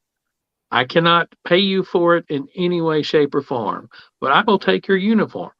I have uniforms from the original series. I have uniforms from Enterprise. I have uniforms. We just got one in from TNG, and I'm like, yes, I can use this at conventions, at tables to gin up interest in our productions. Send them in. Props. You don't want a phaser? You don't want a communicator? I'll take it. I mean, that's far more valuable to us than other things are. Money is not what we're looking for. If you got lumber, I had a fan who donated lumber one time. Wow. Lumber. I could use some this weekend. Yeah, yes, you could. Yeah. You've got something to build. I've got to rebuild the back of the Klingon bridge. The person who loaned us the panels has gotten his panels back. So I need to, and we couldn't drill holes or stuff like that in them. So this one's going to have a lot more texture than what you'll see in another episode coming up very soon. Which will be nice. Yeah. We've got 4 episodes coming up, but don't tell anybody. How many? 4? 4. Wow. But you're not supposed to say anything. 4 segments. No. That's between me and you two. Yeah. Right. Yeah. Because we're not on the air. No. I would never tell somebody like that over the air that we have 4 episodes coming up in the next 6 weeks. 6 weeks. Again, I need music. Music makes the world go round, Mm-hmm. So okay, folks, I'm not play acting right now. I'm dying to tell them, but I know they know, but I'm still dying to tell them. tell And them I'm like, what? oh, no, nothing. No, we're good. Exactly. Yeah. But maybe we do know, Roger. Oh, he knows. Oh, look, there it is. There's something else. That is cool. That really is. I mean, I really am working while y'all are talking. And Oh, I know Randy, you are. all kidding aside, you've always done that. You've been upfront with that, and I'm thrilled. I get it, brother. I know that you really are busy, and I know I'm a jerk when I brag about it. But Randy, I really do appreciate that you spend time with us because buddy, I appreciate you. I mean, I seriously do. Yeah, I get the impression you like spending time with us. We love spending time with I'm you. not sure I like that uniform, though. You need to get the monster maroon. It's in the back. Oh, Will that work? That's the Enterprise one. Will that work? I can't see it. It's in the dark. He doesn't like Enterprise, Roger. No, I don't like Enterprise. No, but that's what that one is. No, you go check your dog into sick bay and you let me know how that comes out, okay? I gotta go hang it up again. Oh man. Oh. So is that from Picard? I haven't even seen Picard yet. Is that from Picard, or is it from the cartoon? Picard. Yes, Picard. Okay. So yeah. I have to ask. I have the Enterprise one because, as you know, I have the Enterprise jacket, so I was able to get that. I kind of purchased one for my daughter too. See, my kids were never that into Star Trek until they went to Farragut Fest down at St. Mary's when Starship Farragut opened their studio. 3 times, Michael? The new studio, 3 times. Yeah, studio 3 times, I think, too. Oh, I feel like Neutral Zone Studios right now. We went down there, and my daughter was there, and I'm trying to remember the fellow's name. I think he's dead. The old Scotty impersonator, Michael. Yeah. Y'all had him there, and we walked into the transporter room set, and there he was, and he helped Kimberly up to the platform, and she was in tears. She was just like, "Oh my God, this is so cool." And he was doing full Scotty mode. It was just absolutely wonderful. Yeah, I remember when she came through, and it was. That's the only time I can say that my daughter really was moved by something that fans do. You know what I'm saying? Yeah. So I understand that one of the programs, this is a little off topic, one of the programs that were associated with you when you were down south, did they announce that they're coming back or they're going to try? Something was going to happen this weekend? Did I read it correctly? Let me tell you, down in Birmingham, Demos is filming up here in Lexington, and it's going pretty darn well. They're filming two episodes a year, sometimes 3, but we're getting at least 2 episodes a year up here, and we're going to be we're going to try something. This weekend, we're going to try to shoot on a green screen set with 2 actresses and Ross. I'm sorry, not Ross, but Ross is coming down. Ross, are you still on? Ross, get over there and direct for us. But no, it's Terrell Manasco, who's played a Klingon several times. He played Commander Sarek, the science officer of the Endeavor. He's been promoted to captain, and he appears in the 2nd Caliborn episode. And I'm telling him I want him to try something, and we're going to see how it goes this weekend. If it works out, you may see the return of the Starship Tristan. Oh, wow. Now, it won't be on our sets. It'll be a green screen operation, kind of what y'all were talking about New Frontiers earlier. Hidden Frontier. Hidden Frontiers, same thing. Yes. They had, and I want, Ross Trowbridge, he's on my mind so much because he sent me a tweak to fix this this chroma key problem that I was having, and it's working beautifully. I mean, I've been working on it. I'm over halfway through this episode now, and it's like a light year beyond what it was. Wow. And it was just a simple fix, a simple little tab that I didn't know existed or how it worked. And if we can get this to work, we could see the return of the Starship Tristan. And we have also coming up this summer the return of the Starship Potemkin. And we've got 4 episodes that are in the can right now, just right now, ready for music. One of them's ready for 3 of them are ready for music. One of them's actually just ready, and we're holding it because it's a sister episode to another episode.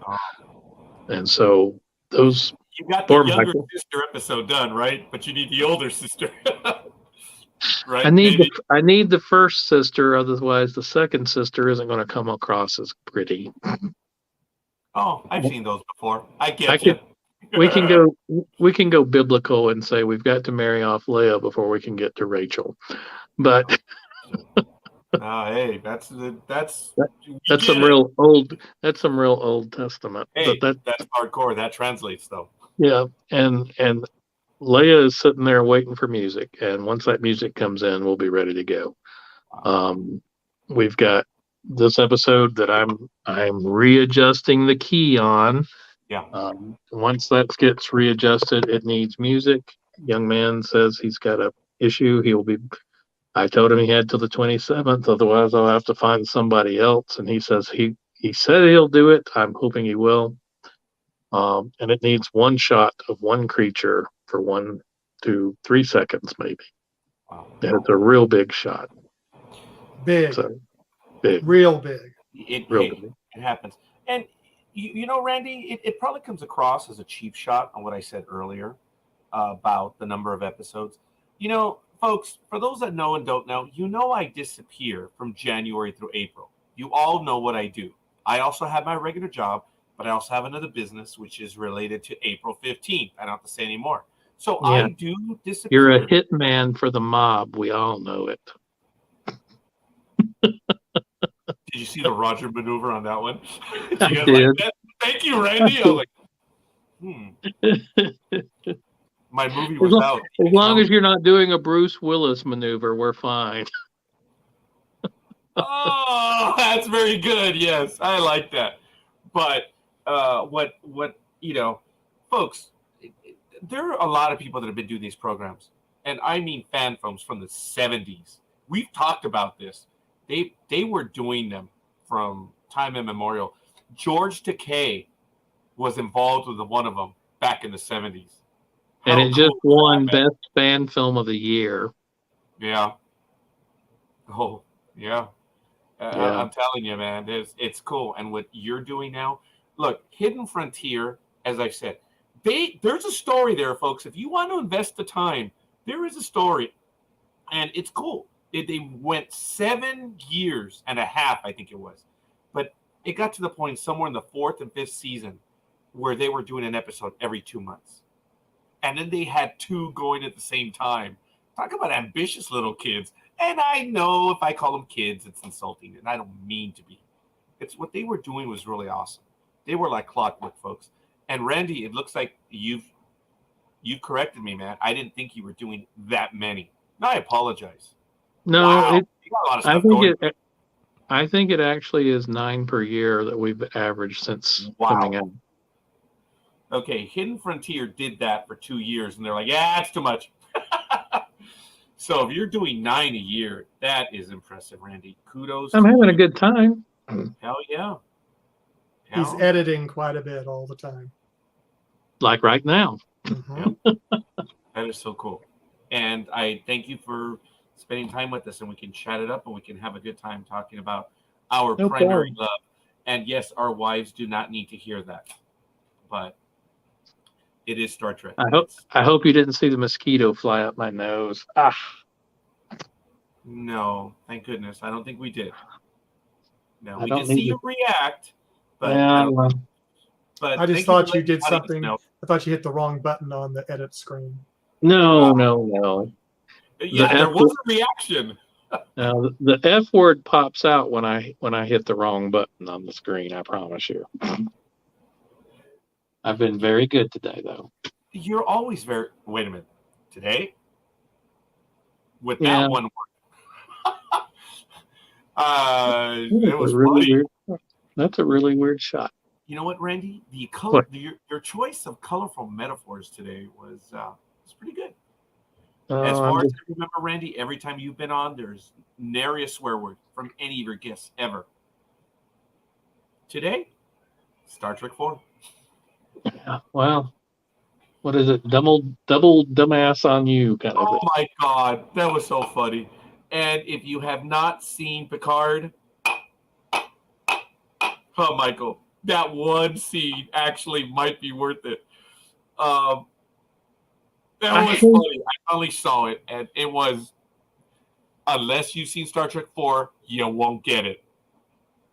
But see, I hate multiverse and alternate timeline and mirror universe, and it's just like, really, just tell me a story. I know you want to tell a different story, but Michael and I watch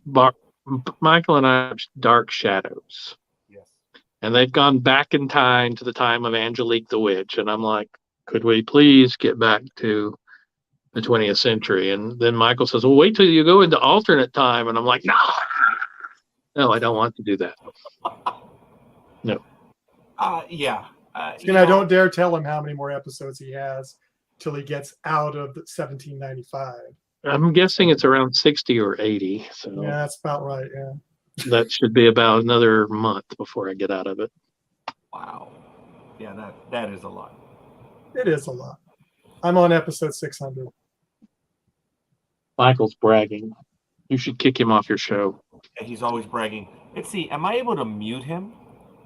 Ooh. Can you mute people? Like put them in timeout for 3 minutes? I can do Roger too. Oh. Y'all have too many buttons. See, there you go. It's nice having extra buttons. Actually, we did mute someone. We did. Someone posted something really stupid when Billy was talking. I think even Billy saw it. And when I saw it, I was like, I read the comment. Oh, the guy's just being a jerk. It had nothing to do with the episode. And it was probably directed at me anyway. No, what it is, I've had cast members, I'm going to say Tuck Stevens. And Tuck, God bless him, had some wacky dude friends that were in the military with him. Mm-hmm. And they would come online and post, what a piece of this was, blah, blah, blah, blah, blah, blah, blah. And I said, okay, kick ban this person. And I sent out, I'm notifying y'all, I'm kick banning so-and-so. Oh, he's an old buddy of mine. Don't worry about him. I'm like, he can't post that in my groups. No. Yeah. Why no evil twin stories? Werner, come on, man. I mean, no evil twins. Gosh. Well, Werner must have read the new updated guidelines for Randy. Those guys, that has been in effect since the very beginning. Oh, I know, but you did update it. Yeah, and I am so tired of people sending me, oh, the evil mirror universe version of this evil character shows up, so he's a good guy, and I'm like, no. Well, I actually have an idea for a story. So I understand the guidelines and the rules, script format, no names, just ranks or generals. So I get that. I'm gonna have to read the new lines, but I have something that I ran across, and I'm gonna do what I do. I know. Wow. Okay. I've written several scripts, and I'll leave it at that. So I'm gonna see if you like it. If you don't, you don't. Hey, I'll put it under a pen name. Mon General Noriega. I don't know. I just want to do the accent. Just sign it pineapple. Just sign it pineapple. Pineapple. Remember the pineapple. That was his nickname. Dude, I would not have gotten it until you said, wait a minute, that was his nickname. I'm like, oh, okay. Very good. I'm old enough to remember. I'm 61 now, and I'm old enough to remember all kinds of horrible things. Hey, stop it, okay? Michael is close, and so am I. I'm only 8 years behind you, Randy. That's a decade, dude. That's nothing. Your favorite show growing up would have been like Buck Rogers. I did see Buck Rogers. I did, but I didn't get a chance to watch the second season all that much. But I saw Battlestar Galactica, man. I was like dying when Battlestar Galactica debuted. I saw Battlestar Galactica get interrupted. The premiere episode was interrupted by President Carter, and I was pitching a fit as a teenager. Like, what the? And what it was they had signed the peace accords between Israel and Egypt at Camp David. I mean, and I was mad at the president. Nowadays, I'd be like, oh, thank God they've signed the peace treaty. Oh, right. I agree. That's funny. I did not get preempted. I was out on the West Coast. West Coast didn't get. Yeah, you're right. Really? Yeah, because it was delayed 3 hours. So, us poor East Coast people get preempted a lot. I'm not sure, Randy, if I told you, but back then, a lot of people thought Battlestar Galactica was the second Star Wars movie because they just didn't know. And I remember watching the previews, and I was like, this is a new Star Wars? It looks all different. And the image that stuck in my mind was when they were being called to Red Alert, and all the pilots are in their, cubes or whatever. Uh-huh. And they're running for their helmets. And that was the image that stood out the most. And I was like, that's not Star Wars. How can that be the second episode? But anyway, I was pleasantly surprised when I saw the previews to The Empire Strikes Back. But, I didn't even know that about Star Wars or Battlestar. A lot of people thought it first. It was pretty cool, though. Oh, good. Yes. But 1980 is like the same. Galactica 1980 and Buck Rogers season 2 have a lot in common. Sadly, they do. Yeah. Mm-hmm. They should never have been made. Should never have gotten rid of Colonel Wilma Deering. We actually interviewed Erin Gray. She was awesome. She on Blog Talk Radio, folks. Look us up, blogtalkradio.com/NDB Media. But there's a link on our website. Thank you, Michael. See, Michael, I just blew you on air. I even said it. Michael has been working on our webpage, ndbmedia.net, and you can find all the links to all the stuff, folks. But Erin Gray, she was a lot of fun. We also interviewed, who did we? A lot of people. Oh, Michael. We were lucky. And we're adding to it. We've got Randy tonight, and we had Billy just a few moments ago. Which was really cool. Oh, my God. Billy was like 33 minutes ago. Yeah. Well, no, that's cool. I told Michael I would be here till 11, and I will be here till 11. Oh, that's kind of you, sir. I do appreciate that. So then I think that's what we'll call it at that time. So do you have any interest whatsoever in watching, which one is it? The cartoon programs from Star Trek on Disney Plus? Oh, I love Lower Decks. I love Lower Decks. How about Prodigy? Spoiler alert, put your fingers in your ears for 30 seconds. When they show Spock 2's skeleton in the uniform over the top of the museum, all 60 feet of it, I fell off the sofa laughing. And I don't know, and I don't care how many people didn't understand it or didn't get the joke, but it was the greatest joke visually I have ever seen in a cartoon. Let me tell you, I appreciate it for what it is. I love Lower Decks. I don't know what your thoughts were, Randy, about the first season finale, but when I saw that episode, I was like, this is a freaking movie. It was so well done. It was really neat. And yeah, spoiler alert for anyone who hasn't watching it, you guys are losing out. There's a lot of love. I tell Michael that the Easter eggs are driving me mad. Their incessant desire to put in Easter eggs. Ugh. How many can you find? I find them all. That's the whole funny part about it. I watch it one time through it, and I'll count like 30 or 40 Easter eggs, and I'll Yeah. go through and see 8 or 9 I missed.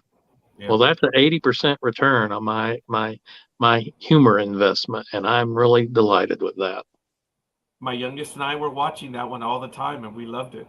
Yeah. Second season, and Prodigy, of course, were in. Prodigy is just delightful. Oh, at the very end of the first season, when they finally do what they do, and we understand what the ship is, both my daughter and I were like, "What?" Our jaws dropped. What an awesome moment! That Oh, was, yeah. that was it was well done. There's folks. There's And a it lot was- of love.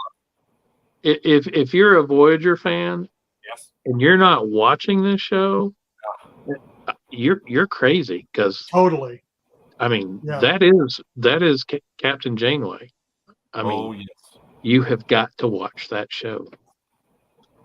Yeah. And I am so glad she decided to do it. Oh, because- yeah. You know, I mean, I know she had reservations, but I'm so glad she decided to do it, because it is fun. It is fun, Yes. especially they with need- Voyager fans. Yeah. And we need fun. Yes. Guys, we've just got to get some fun into our Star Trek. And Well, Randy, that's what I was talking about. That's what I told Billy earlier, and that's when I began this program. You guys are doing that now. And with all the tumultuous things that are going on around us, we get to come back to Star Trek. And not only Star Trek, we come back to this. We come back to Potemkin Pictures. We come back to Caliborn. Well, we arrive at Caliborn because we can't say we came back. But well, but Yes. but the fact of the matter is that, you know, we're here, we're having a good time. We want everyone else to have a good time. And, you know, some of our episodes, they're as silly as hell. They really are. But we're still reverent to the material. And that's what's important. And Lower Decks is as goofy as it can be. It is not a parody. It is a love letter to all things Star Trek. I mean, they're making fun of things that needed making fun of, like two realities or two situations that could not possibly exist together. And guess what? They do. And these guys are having a good time with it. I hope that Paramount realizes that it's a jewel and will treat it as such, because it really needs to have fans watching it and to love it. Same thing for Strange New Worlds. I was not a fan of last week's episode, but today's episode won me back. I haven't seen that one yet, so Yeah, I'll have to nor see have it I. till tomorrow. You know, Trust Randy, me. I don't know what it was, but when I saw the third episode to Lower Decks, and I think that's where she loses her mind and she's making everyone do the time clock, that episode.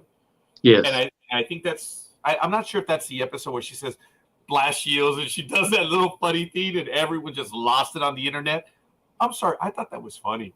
I don't understand why people overreacted. And I guess they just want to hate. They're not happy at home. I get it. But come on, man. You haven't even seen it.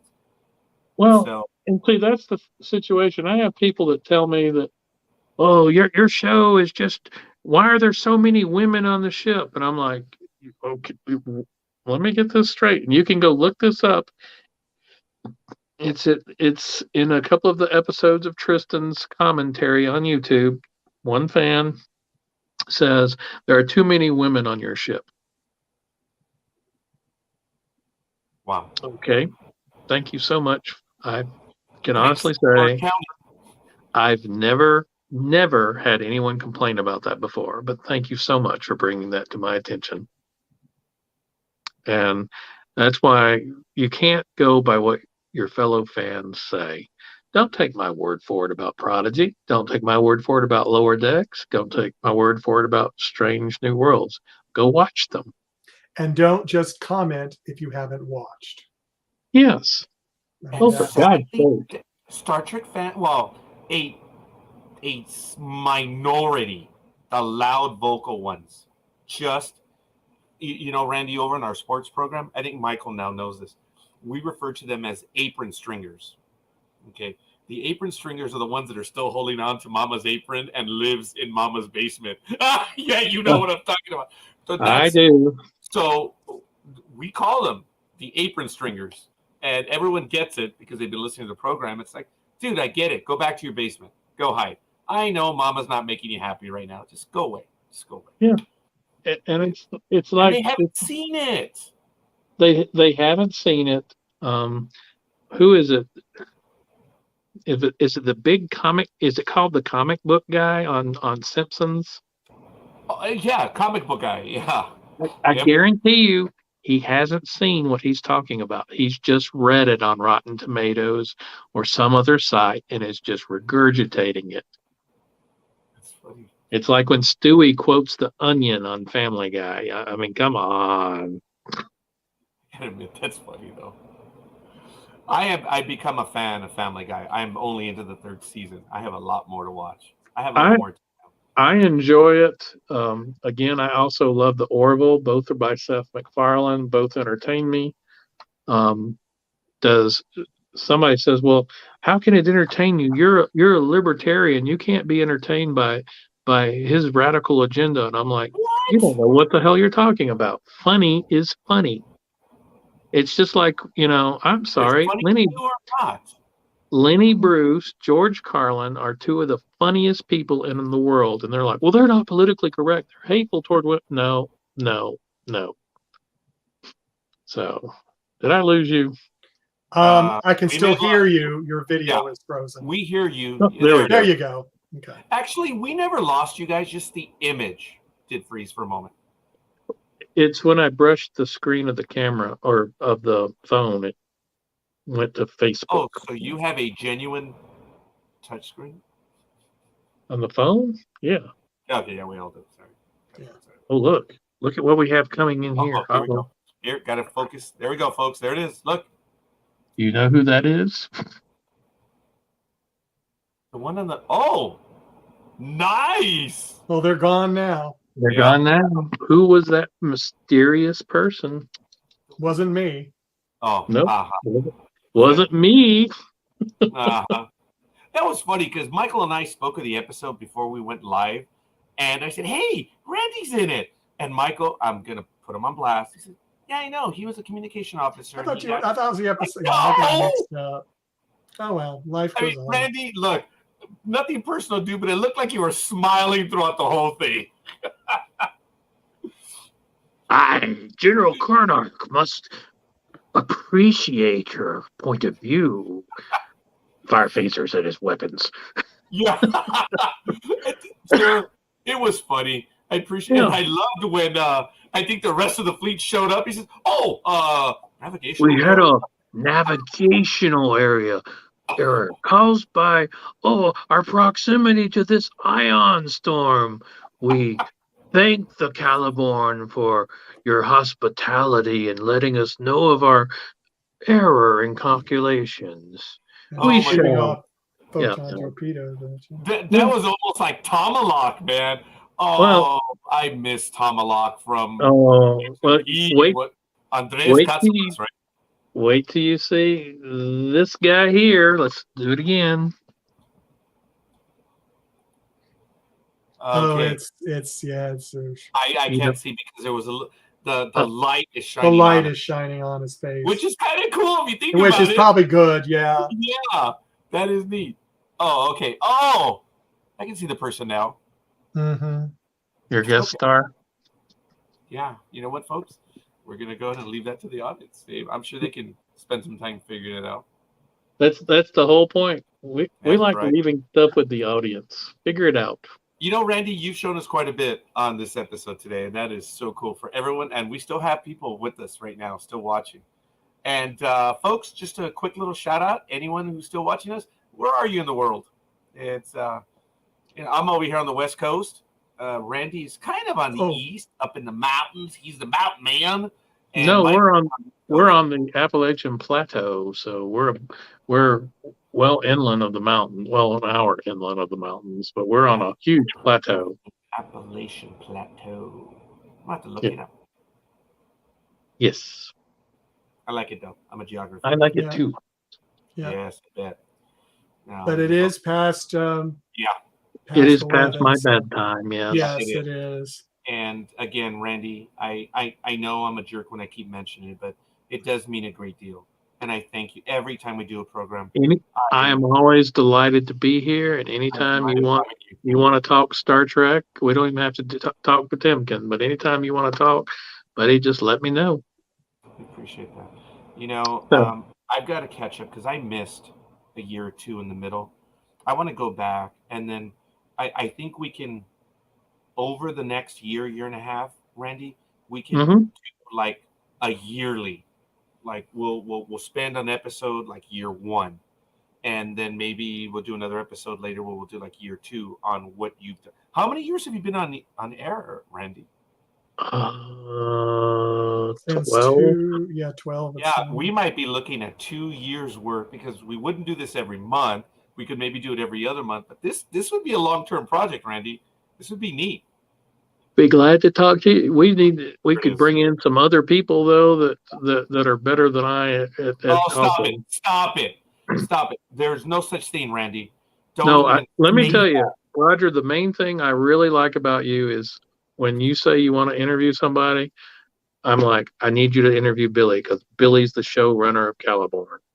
Or if it's somebody else, I need you to interview Ross Trowbridge, who's doing the visual effects. You need to interview Ross Trowbridge. And you do that. Not everybody does. Everybody else says, no, we just want to talk to you. And I'm like, I'm not the person to talk to on Caliborn. I'm along for the ride like you are. Oh, yes, I know I'm pressing buttons and compositing footage and doing green screen. But it's Billy's vision, not mine on that one. And I'm proud of it. And I'm so glad that it's a part of Potemkin Pictures. But there are other projects that have other people and that people need to know about people. Potemkin Pictures is more than me. It's Michael Day who does the website, who does, he and Kevin Palm review all the episodes. Poor guys, they have to watch every one of them. And poor Kevin was like, haven't I seen this one before? And I'm like, 5 times. 5 times you've seen that one before. And now, guess what? They're about to get another shot. Mm-hmm. There was a comment earlier about when I referred to Michael by this particular title, and I'm not sure who. They gave him a different title, which I thought it was so funny. What is it? We can find it. I didn't post it. I tried to hide it. It was great. Like, no, great grandfather of Star Trek. Yeah. That was funny. That was I thought that was cool. Dude, you were just getting some love. But Randy, you and I have that in common in that I'm along for the ride too. People don't get it. I am privileged to be able to spend time with you guys. You guys are doing. I'm not lying. I'm not making it up when I say I am envious of what you guys are doing. I get to play with you in a little way. Oh, that's going to be thrown at me in my face. But anyway, I get to play with you guys when we do these interviews. And it's awesome. And I'm thrilled that you guys play along. And you guys let me be foolish. And it's cool. You know, I don't interview people, Randy. We have conversations. Well, and that's what I was going to tell you too. You're not interviewing me, you're talking with me. And I've got some people that talk to me, as in lecture me. Well, I don't need that. I'm 61 now. I don't need lecturing, but I like people's feedback. Don't get me wrong. Which, as long as it's relevant, salient, we're good. But I have people that sit there, and I had a young man the other day says, "Your sound sucks," and I'm like, "Did you go listen to it on Vimeo, or was it your YouTube connection?" Because the sound doesn't suck on that episode. There are some that it does, and I will say, yes, there was nothing we could do about it. And Michael will tell you that. I will admit to if something isn't right, I'll admit to that. But that's it. The sound sucks. That's all you have. See, That's all he said. It's right up there with you have too many women on your show, yeah, or look, your crew needs regulation haircuts. Well, we don't know what the regulations are in 2304, 2306. I'm sorry, they might have changed. yeah. So Oh, that's a shame. I've it is. learned, Randy, because of the position that I have to bite my lip because it's not fair. I even commented to Michael about that. I said, "Oh, I may have screwed up real big time on an interview I did not too long ago." But when I spoke to Billy, this is the most that I ever kind of picked a fight with someone. I didn't, but I did. But I said, "Dude, Starship captains don't do that." And his answer was marvelous because he knew what he was writing and he knew what was going on. And I appreciated that insight. I don't know if everyone else had that insight. I think they got it. Yeah. And see, when you say somebody was sitting there going, he dumped a whole load of, well, you're talking about a ship that can fire 30 photon torpedoes per minute. So in a 30-second time frame, it fired 16 photon torpedoes. Yeah. Okay, somebody says, well, I didn't know that. I'm like, no, but you assumed that it was wrong. You know? Yeah. It's like, I've told people this. Look, these are fan-made projects. They're made with love. It's a Yeah. different language. It's the way it is. You either like them or you don't. And what I told Billy at the beginning of the episode, today's, and what I've told everyone, it's lovely what you guys do. And that's why I always talk about if you guys accept money or you accept donations and stuff. No, I know, Randy, and you know that I know. I always want the audience to know that. And you guys say, hey, no, we don't take money because we can't. But you want to help out, you still can. And we like to share that part of it. And see, that's the thing is like we get donations. Here's one. Carl Marchesi has a scene coming up he has a prop. I'm sorry, I'm having to take my insulin right now. Right.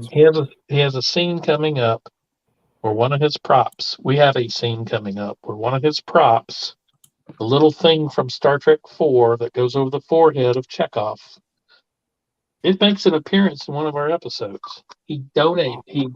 He got that thing put together for us. He donated it. 4? Huh? From Star Trek 4? Yeah. With the bones put on him, right? Yes. And Wow. he built this thing or printed this thing. He put it together. He made it light up. He sent it to us. That's a donation. I'm not saying that, $20 here, $20 there doesn't help or hurt. But man, sending us a prop like that, oh my gosh. It was just outstanding. Oh, and by the way, Randy, what would you do if you had $1 million? Oh, I'm sorry. Wait a minute. You don't. And you're doing 9 episodes a year. Yes. Oh. What would I do if I had $1 million? I would pay off my bills, my kids' bills. My parents are both passed now, but a good chunk would go to Habitat for Humanity, and the rest would be to finish up the house the way we would like it, and then we'd have a little nest egg for our grandkids. Somebody says, "Well, how much of it would you spend on Star Trek?" And I'm like, "Probably not all that much." We are perfectly happy with what we've got. We won. Damn! We won Best Studio. So it really is. It's a spectacular studio. And, there are bigger. We didn't win Biggest Studio, by the way. Yeah. There are more professional. We didn't win Most Professional Studio, by the way. We just won Best Studio. That's awesome. And that's what come on. Oh, here we go. We have Paul Martin. Thank you, Paul. Their stories are as good as any Trek that has ever been made. There it is. Yeah. Yeah. Thank you, Paul. I appreciate that. The reason why I spend time with Potemkin Pictures is because not only are they open, not only are they real, but they, there's a story that they're trying to tell. Like it or not, they're telling a story. And George Lucas famously said, special effects without a story are a sad thing. And let the George Lucas comments go. I don't want to hear it. He knows what he meant. Whether you agree with his movies or not, that's immaterial. But it's true. You have to have a story. And these people, Randy, Billy, everyone else, others that I've not mentioned, and in other programs, it's the story. And you guys are telling good stories, man. Well, and I have to commend all of our writers. I mean, we've had some absolutely wonderful writers. David Eversole. I know. I've kind of put you on the spot right now, and I'm sorry, Randy. Yeah, it's the blood sugar right now. That's that's one of the reasons why I was cutting off the interview at 11. I know, and I'm sorry. That's why I put you on the It's spot. all right. But Dave Eversole is one of them. He's a science fiction writer. Rick Endress is working on something. Rick was on with me earlier this evening trying to talk about a script I'd written. Billy Swanson. Bobby Nash also writing for you Bobby guys? Nash. He was on with us.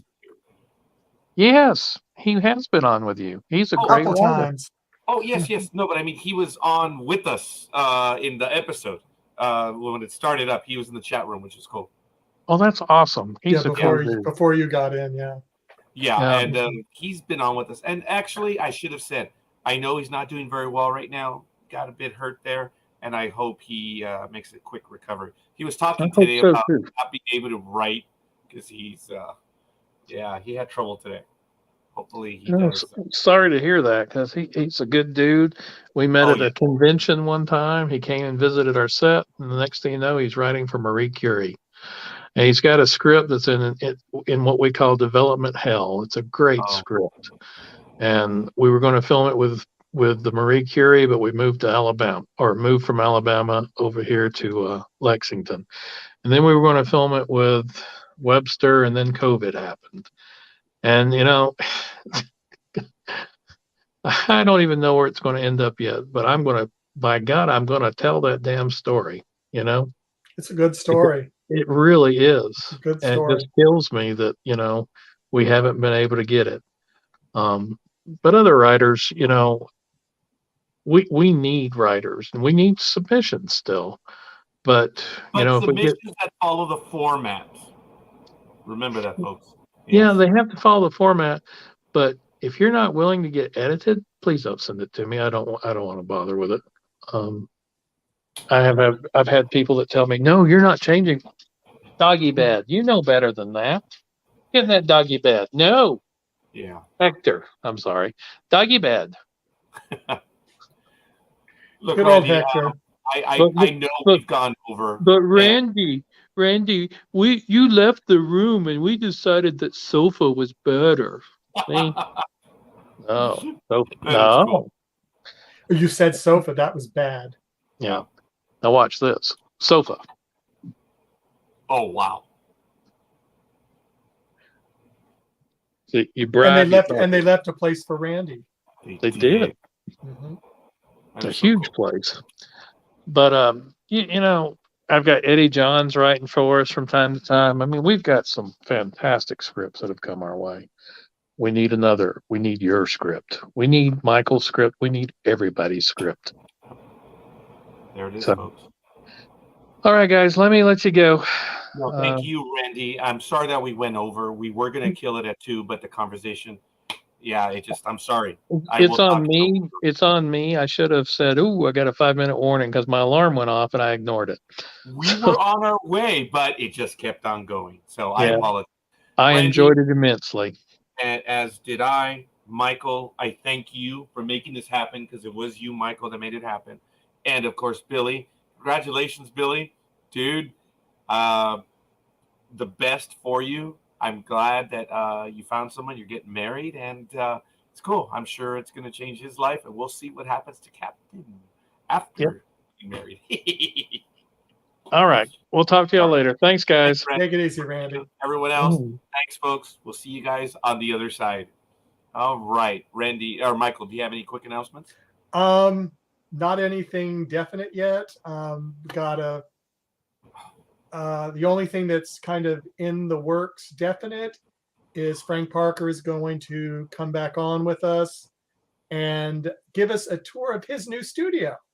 Dude, the stuff that we've seen from his set, and forgive me, folks, it is 90-some degrees in here. I'm dying. Yeah. And Frank came up to Randy's sets a few months before he started final construction, kind of. And so he and Randy, they talked, and Randy showed him some things, how to do some things, and, helped him. So, and honestly, Frank will tell you, but Frank after he got the lumber and got everything going, he had those sets up in a couple of months. I mean, we're talking about Frank Parker. Yes. Formerly of Dreadnought Dominion. Well, not formally, just formally, yeah. Okay. He left, was there with Dreadnought Dominion, and now they're doing another project. But those sets, what was really awesome, folks, is we saw it almost every day. Yes. And it was neat. It was really cool. And again, folks, what would Frank Parker do with $1 million? Oh, wait a minute. He doesn't need it because he already built them. Yeah. But he'll tell you what he would do with $1 million. So I know he has some ideas. Oh, yeah. Oh, what I would do with $1 million. Michael Bednar, come on. Right now. Over, Michael Bednar, right now, baby. Come on over. There it is. Build me the Voyager sets. And just give me your price. Hopefully it's not $999,999. Might be, yeah. I told him, dude, my goal is room and board while he builds it. And he comes over and he builds them. And it would be in a climate-controlled environment, though. Yes. Yeah, right, huh, Michael? Because a big space like that requires a lot. Oh. Yeah, where the wind comes. Yeah. So, but that is my dream, and I'm working towards it. Michael knows that. I am making plans. I better not say anything. You better not say anything else. Right, it's not. But everyone knows. Because we're still on the air. Yes. And you know what they say about self-fulfilling prophecies and failures and stuff? Don't say it. But, yeah, okay.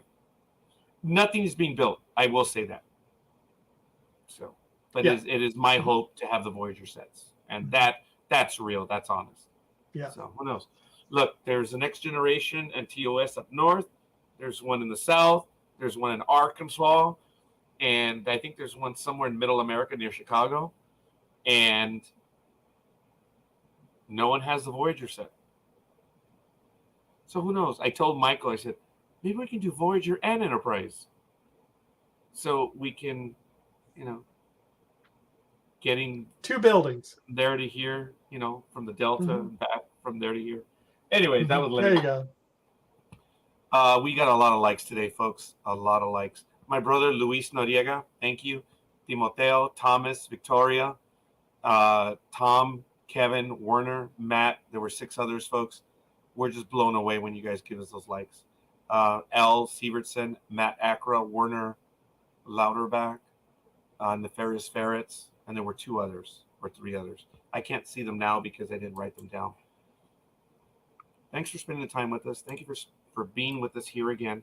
We do have a lot of guests scheduled, and we don't announce them until there's a date chosen. But and also subscribe to our YouTube channel, please, because then you will get all of them. You'll get notified when we've got something, because sometimes they happen at the last minute. Because this one was kind of almost last minute. It was just 2 days ago we got everything finalized, so it can happen fast. And you don't want, if you enjoy our programs, especially enjoy our Star Trek ones. Now, since we've got our specific show for Star Trek content, trekking across the universe, it'd be good for you to subscribe. And we do thank you for that. And anyone who wants to be on the program, and folks, for our listeners and viewers, you want to talk Star Trek? Come on up.